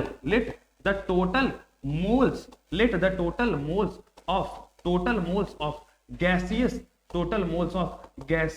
mixture, let the total moles of gaseous mixture be 1। तो मैंने ये मान लिया कि गैसियस मिक्सचर के जो टोटल मोल थे वो कितने हो गए, एक। अब अगर गैसियस मिक्सचर का मोल एक है तो उसमें से x मोल मैं किसका मान सकता हूं, O2 का, तो N2 कितना आ जाएगा, 1 माइनस x। तो यहां से मैं बोल सकता हूं मोल्स ऑफ O2 अगर मैं x मान लिया हूं तो यहां से मोल्स ऑफ N2 कितना आ जाएगा, बोलिए, moles of N2 will be 1 minus x। क्या मेरे बच्चों को मोल्स ऑफ N1 और देखो मोल्स ऑफ O2 और मोल्स ऑफ N2 पता चल गया, मतलब N1 और N2 पता चल गया। भैया मॉलिक्यूलर वेट तो मुझे पता ही है, मॉलिक्यूलर वेट ऑफ O2 कितना है, मॉलिक्यूलर वेट ऑफ O2 कितना है, 16 32, और इसका मॉलिक्यूलर वेट कितना है, मॉलिक्यूलर वेट ऑफ N2 कितना हो जाएगा, बोलिए 14 28 28। तो दोनों का देखो, ये देखो N1 आ गया, M1 आ गया, साइमल्टेनियसली N2 आ गया, M2 आ गया। इससे क्या पता चल जाएगा, N1 M1 N2 N2 wait total क्या पता चल जाएगा, total weight divide by total mole तो मुझे पता ही है 1, टोटल मोल तो मुझे पता ही है 1। अब रख दीजिए, मुझे क्या आ जाएगा, average molar mass. Average molar mass given ही है। देखो एवरेज मोलर मास मुझे कितना दिया है 28.8, वो किसके बराबर आ जाएगा m1 28.8। Average molar mass will be equal to weight total क्या है m1 n1 plus m2 n2 divided by the total moles n1 plus n2। रखा जा सकता है पहले का मोलर मास ऑफ पहला हम ऑक्सीजन मान रहे हैं तो 32 मोलर मास आ जाएगा मल्टीप्लाइड बाय उसका मोल x प्लस m2, देखिए प्लस m2 क्या है भैया, देखो जरा गौर से, सेकंड वाले गैस का मोलर मास हमने नाइट्रोजन माना है, नाइट्रोजन का कितना जाएगा 28 मल्टीप्लाइड बाय उसका n2 मोल्स ऑफ नाइट्रोजन, वो कितना है 1 माइनस, वो कितना है 1 माइनस। इसको डिवाइड करिए टोटल मोल्स मेरा है कितना 1, है कितना 1, इसको कितने किसके बराबर कर दिया है 28.8 के। तो देखो क्या आ जाएगा आंसर, 1 को इधर मल्टीप्लाई कर देंगे तो कितना आ जाएगा 28.8 is equals to 32x is equals to 32x plus 28 plus 28 minus 28x। देखो यही आएगा क्या। अब यहां से घटा लीजिए 32x में से 28x घटाएंगे कितना जाएगा 4x, कितना जाएगा 4x, और इसको इसमें से घटाओ 28.8 में से घटाओ तो कितना जाएगा 0. देखो पूरा कर देते हैं 28.8 माइनस 28, इसको इधर ला दीजिए माइनस 28, ये कितना हो जाएगा 32x में से 28 घटाएंगे कितना जाएगा 4x, तो यहां से x निकल के आ जाएगा, x कितना जाएगा 0.8 डिवाइडेड बाई 4, 0.8 डिवाइड बाई 4 करेंगे तो x की वैल्यू क्या आ जाएगी मेरे लाल 0.2, x इज इक्वल टू 0.2। बोलो बेटा x कितना हो जाएगा 0.2। अब अगर x 0.2 हो गया तो ये x क्या है मोल्स ऑफ O2, ये क्या है मोल्स ऑफ O2। क्या मेरे लाल को ये बात समझ में आ गई, जो x है वही मेरा मोल्स ऑफ O2 है। अरे देखो ना बच्चा, मैंने x क्या माना था, ये देखिए मैंने यही तो माना था, let the total moles of gases mixture be 1 moles of O2। ये देखो मोल्स ऑफ O2 मैंने माना है, मोल्स ऑफ O2 को x माना है और मोल्स ऑफ N2 को क्या माना है 1 माइनस, तो मोल्स ऑफ O2 क्या आ गया बच्चा, मोल्स ऑफ O2 क्या आ गया मेरा x, जो कि कितना आ गया 0.2। इस बात को आप समझ गए, तो मोल्स ऑफ O2 हो गया 0.2। अब तो मोल्स ऑफ N2 भी निकल जाएगा 1 माइनस x, तो यहां से मोल्स ऑफ N2 आप निकाल सकते हैं, एक में से घटाएंगे तो 0.8 क्या आ जाएगा मोल्स ऑफ N2, तो मोल्स ऑफ N2 क्या है, मोल्स ऑफ N2 है 1 माइनस x, मतलब 1 माइनस 0.2, 1 माइनस 0.2 करेंगे तो कितना आ जाएगा 0.8, ये मेरा 0.8 क्या आ गया मोल्स ऑफ N2। देखो अच्छा मोल्स ऑफ O2 पता चल गया 0.2, मोल्स ऑफ N2 पता चल गया 0.8। क्या मेरे लाल को ये समझ में आया, ये पूरा प्रोसेस समझ में आया। अच्छा क्वेश्चन था ये जेईई मेंस के लिए एक बेहतरीन क्वेश्चन हो सकता था। अगर जेईई मेंस में आता तो अच्छे ही बच्चे इसको कर पाते, है ना, अगर जेईई मेंस में आता तो अच्छे बच्चे इसको कर पाते। मतलब जो नॉर्मल आप जिनको पूरा कॉन्सेप्ट रिव्यू नहीं होता, एक कॉन्सेप्ट पर सवाल नहीं था, मिक्सिंग ऑफ कॉन्सेप्ट पर था। तो अभी तो हमने क्या निकाला है, केवल मोल्स ऑफ O2 और मोल्स ऑफ N2 निकाला है। अब हमको क्या निकालना है, molarity of gaseous mixture with respect to O2। तो जरा बताना molarity of gaseous mixture, molarity of gaseous mixture with respect to O2 क्या जाएगा, moles of O2 gas, moles of O2 gas divided by volume of gaseous mixture, volume of gaseous mixture, volume of gaseous mixture, यही तो होगा ना मेरी लाल। देखो यही निकालना है। मोल्स ऑफ O2 हमको पता चल गया सर, मोल्स ऑफ O2 तो मुझे पता ही है कितना है 0.2। अब sir volume of gaseous mixture बता दीजिए। अब वॉल्यूम कैसे निकलेगा, उसके लिए क्वेश्चन में प्रेशर और टेम्परेचर दे रखा है बच्चा। तो देखो मोल्स मुझे पता चल गया, मैं यहां से वॉल्यूम निकाल लेता हूं भैया, वॉल्यूम का कहानी यहां पे कर लेता हूं। वॉल्यूम कैसे निकलेगा बोलो, पीवी बराबर क्या होता है nRT। वॉल्यूम कैसे निकलेगा, वॉल्यूम निकलेगा sir nRT divided by P, nRT divided by P। Volume क्या आ जाएगा मोल। अब ध्यान समझिएगा, वॉल्यूम किसका लेना है, गैसियस मिक्सचर का वॉल्यूम लेना है। और गैसियस मिक्सचर का वॉल्यूम का मतलब क्या है, गैसियस मिक्सचर के मोल लेने पड़ेंगे। गैसियस मिक्सचर में तो O2 भी है और N2 भी है, इसका मतलब यहां पर टोटल मोल्स रखने पड़ेंगे। और टोटल मोल्स कितने आ जाएंगे मेरे लाल, एक। टोटल मोल्स कितने है रे, एक मैंने माना था ना, तो यहां पर मुझे क्या रखना पड़ेगा 1। यहां पर मैं क्या रखूंगा 1 क्यों रखा, मैं O2 के हिसाब से निकाल रहा हूं, लेकिन यहां पे वॉल्यूम ऑफ गैसियस मिक्सचर रख रहा हूं। गैसियस मिक्सचर में तो O2 और N2 दोनों है ना, तो यहां पर जब मैं गैसियस मिक्सचर का वॉल्यूम निकालूंगा तो उस वक्त जो मोल रखूंगा वो क्या रखूंगा, गैसियस मिक्सचर का मोल। और गैसियस मिक्सचर का मोल क्या है 1 है। मल्टीप्लाइड बाई R कर दीजिए 0.0821 मल्टीप्लाइड बाई टेम्परेचर। थोड़ा सा इधर कर दूं क्या मैं, ठीक है। देखो भैया टेम्परेचर क्या होगा, टेम्परेचर हो जाएगा 273 केल्विन, ठीक है, divided by the pressure. Pressure कितना दिया है 1 atm, कितना दिया है 1 atm, तो इसको 1 रहने दे। अब बस काटिए पीटिए, आपको क्या निकल आ जाएगा वॉल्यूम, क्या निकल के आ जाएगा, काटो पीटो आ जाएगा 22.4। कितना निकल के आ जाएगा 22.4, ये लीटर, किसमें आ गया लीटर में। ध्यान से समझिए, ये बात तो आपको पहले से ही पता होनी चाहिए कि अगर कोई भी गैसियस मिक्सचर है या फिर कोई भी गैस है, अगर वो 1 atm और 273 केल्विन टेम्परेचर पर रखी गई है तो वो मोलर वॉल्यूम देती है, जो कि है 22.4। इसका कैलकुलेशन मैंने आपको इसलिए करवा दिया क्योंकि यहाँ पर आपको निकालने में कई बच्चों को दिक्कत हो रही है, लेकिन ये याद रखिएगा अगर 1 atm और 273 केल्विन टेम्परेचर है तो उस वक्त जो गैसियस मिक्सचर का वॉल्यूम आएगा वो आएगा 22.4। और वहीं अगर टेम्परेचर 300 केल्विन दे देता या फिर इसको बढ़ा देता तो आपका कितना जाता, 22.7 आ जाता। तो इस बात को ध्यान रखिएगा। चलिए, तो 22.4 आ गया आपका वहां पर वॉल्यूम। किसका आ गया ये वॉल्यूम? गैसियस मिक्सचर का। अब बस रख दो, मोल्स ऑफ O2 मुझे पता ही है सर 0.2 आया था, divided by volume of gaseous mixture. Gaseous mixture का वॉल्यूम आ गया 22.4 लीटर। कितना आ गया? 22.4 लीटर। अब दोनों को डिवाइड कर दीजिए, तो इसको भी 10 से मल्टीप्लाई करो, इसको भी जिस बच्चे को थोड़ा सा डाउट आ रहा हो बस गुणा कर दो। चल इसको भी 10 से गुणा कर दीजिए, इसको भी 10 से गुणा कर दीजिए। क्या आ जाएगा? 2 डिवाइडेड बाई 2 2 और अब काट दो, इसको काटोगे तो क्या जाएगा? 1 डिवाइडेड बाई 112। ये क्या आ गया?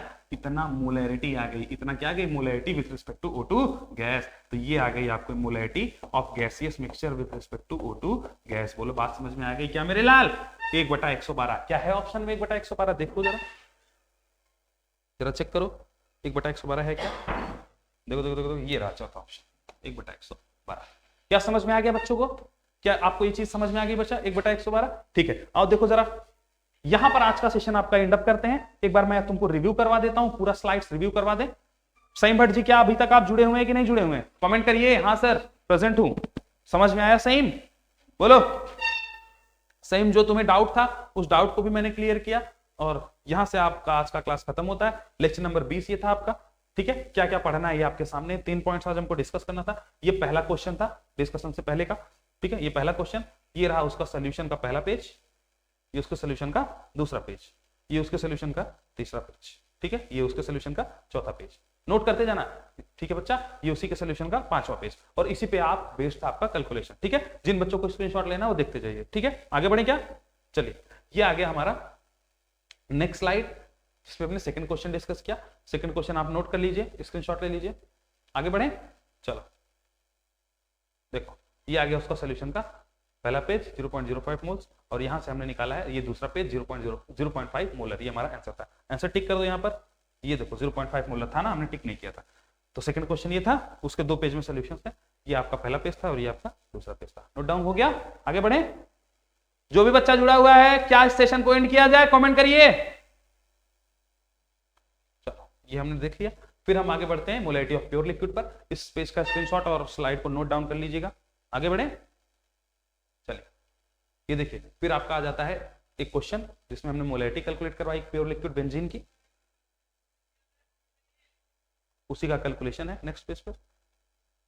ठीक है, फिर मोलैरिटी हमने आइडियल गैस की देखी बेटा, आइडियल गैस की मोलैरिटी। ठीक है बेटा, चलो आगे बढ़े। ये रहा कांस्टेंट प्रेशर पर आइडियल गैस की मोलैरिटी कैसे निकालते हैं, या फिर आइडियल गैस पर उसकी एक मैंने ग्राफ बनवाया आपके लिए। फिर कांस्टेंट प्रेशर पर देख लिया था, कांस्टेंट टेम्परेचर पर उसका ग्राफ मोलैरिटी वर्सेस प्रेशर। ठीक है, अब हम देख रहे हैं molarity of ideal gas in gaseous mixture. Gaseous mixture में किसी भी आइडियल गैस की क्या मोलैरिटी होगी। ठीक है, उसके लिए ये फॉर्मूलेज हैं आपके स्क्रीन के ऊपर, नोट कर लीजिए। फिर ये उसका क्वेश्चन मैंने आपसे करवाया, नोट डाउन करेंगे, स्क्रीनशॉट लेंगे। ये उसका पहला पेज था, ठीक है, क्वेश्चन का, और ये रहा आपका उस पेज का दूसरा, और ये उसी पेज का तीसरा, और ये रहा आपका आंसर 1 by 1 1 2। नोट डाउन कर लेंगे, स्क्रीनशॉट ले लीजिए। फिर से दिखा दूं ये वाले लास्ट क्वेश्चन, फिर से दिखा दूं क्या? देख लो एक बार। ये रहा आपका लास्ट क्वेश्चन, ये उसका पहला पेज लास्ट क्वेश्चन का, ये दूसरा पेज का सोल्यूशन। नोट डाउन करते चलिएगा, ये उसके तीसरे पेज का सोल्यूशन हो गया। ठीक है बच्चा, तो आज की क्लास हम लोग यहां पर समाप्त करते हैं। आप सभी बच्चे जो इस सेशन को देख रहे हैं, मैंने आपको फिर से बता दिया, अगर आपकी 11th खराब हो रखी है तो डरने की जरूरत नहीं है। हम लोग 11th को बेसिक से डिस्कस कर रहे हैं। इस डर में मत रहिएगा कि सर मेरा तो 12th खराब हो जाएगा। मैं आपसे यही वादा कर रहा हूं कि 11 आपके 12th जाते जाते मैं 11th से चलकर 12th कवर करवा दूंगा। साल भर के अंदर मैं दोनों टॉपिक्स करवा दूंगा, 11th प्लस 12th। लेकिन उसके लिए मैं आपसे एक उम्मीद रखता हूं कि आप लोग रोज इस सेशन को लगातार देखेंगे। हाँ, ये सेशन अभी 11 से 12 के बीच में हो रहा है, कुछ समय बाद ये सेशन शिफ्ट होगा मॉर्निंग के टाइम पर। जब शिफ्ट होगा तो आपको उसी तरीके से इन्फॉर्म हो जाएगा और आप लोग देखते रहिए। फिलहाल तो 11 बजे से 12 बजे के बीच में रोज लाइव आ जाता हूं।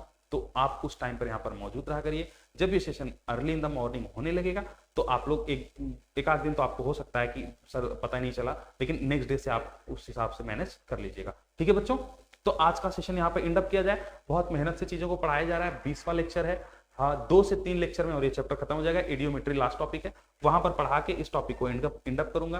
ठीक है बेटा, तो हंसते रहो और इसी तरीके से जुड़े रहो। जो भी बच्चे हमारे साथ जुड़े हुए हैं, जिन्होंने चैनल को सब्सक्राइब नहीं कर रखा है, सेशन को लाइक नहीं कर रखा है, वो काम आपकी जिम्मेदारी है, मूल्यतः आपकी जिम्मेदारी। मैं कभी कहता भी नहीं हूँ, लेकिन फिर भी आप इतना थोड़ा सा कष्ट करेंगे तो हमारा भी मोटिवेशन बढ़ेगा, है ना।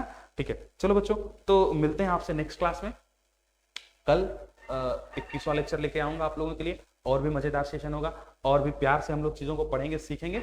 ठीक है, चलिए तब चला जाए, आज का सेशन एंड अप किया जाए। किसी को कोई डाउट हो तो कमेंट सेक्शन आप लोगों के लिए खुला है, पूछ सकते हैं आप। मैं उस डाउट को क्लियर करके सेशन को एंड करूं। किसी को कोई डाउट, कोई समस्या, कोई परेशानी हो तो बोलो बेटा, एंड अप किया जाए सेशन। बोलो भैया, एंड अप किया जाए। कोई समस्या किसी को? चलो ठीक है, थैंक यू वेरी मच। किसी बच्चों को कोई समस्या समझ में नहीं आ रही है तो चलते हैं। तब तक आप लोग भी इस सेशन को देखिएगा, रिवाइज करिएगा। आपसे मिलते हैं नेक्स्ट क्लास में। टाटा, नमस्कार, बाय बाय, जय हिंद। जय हिंद बेटा, बाय।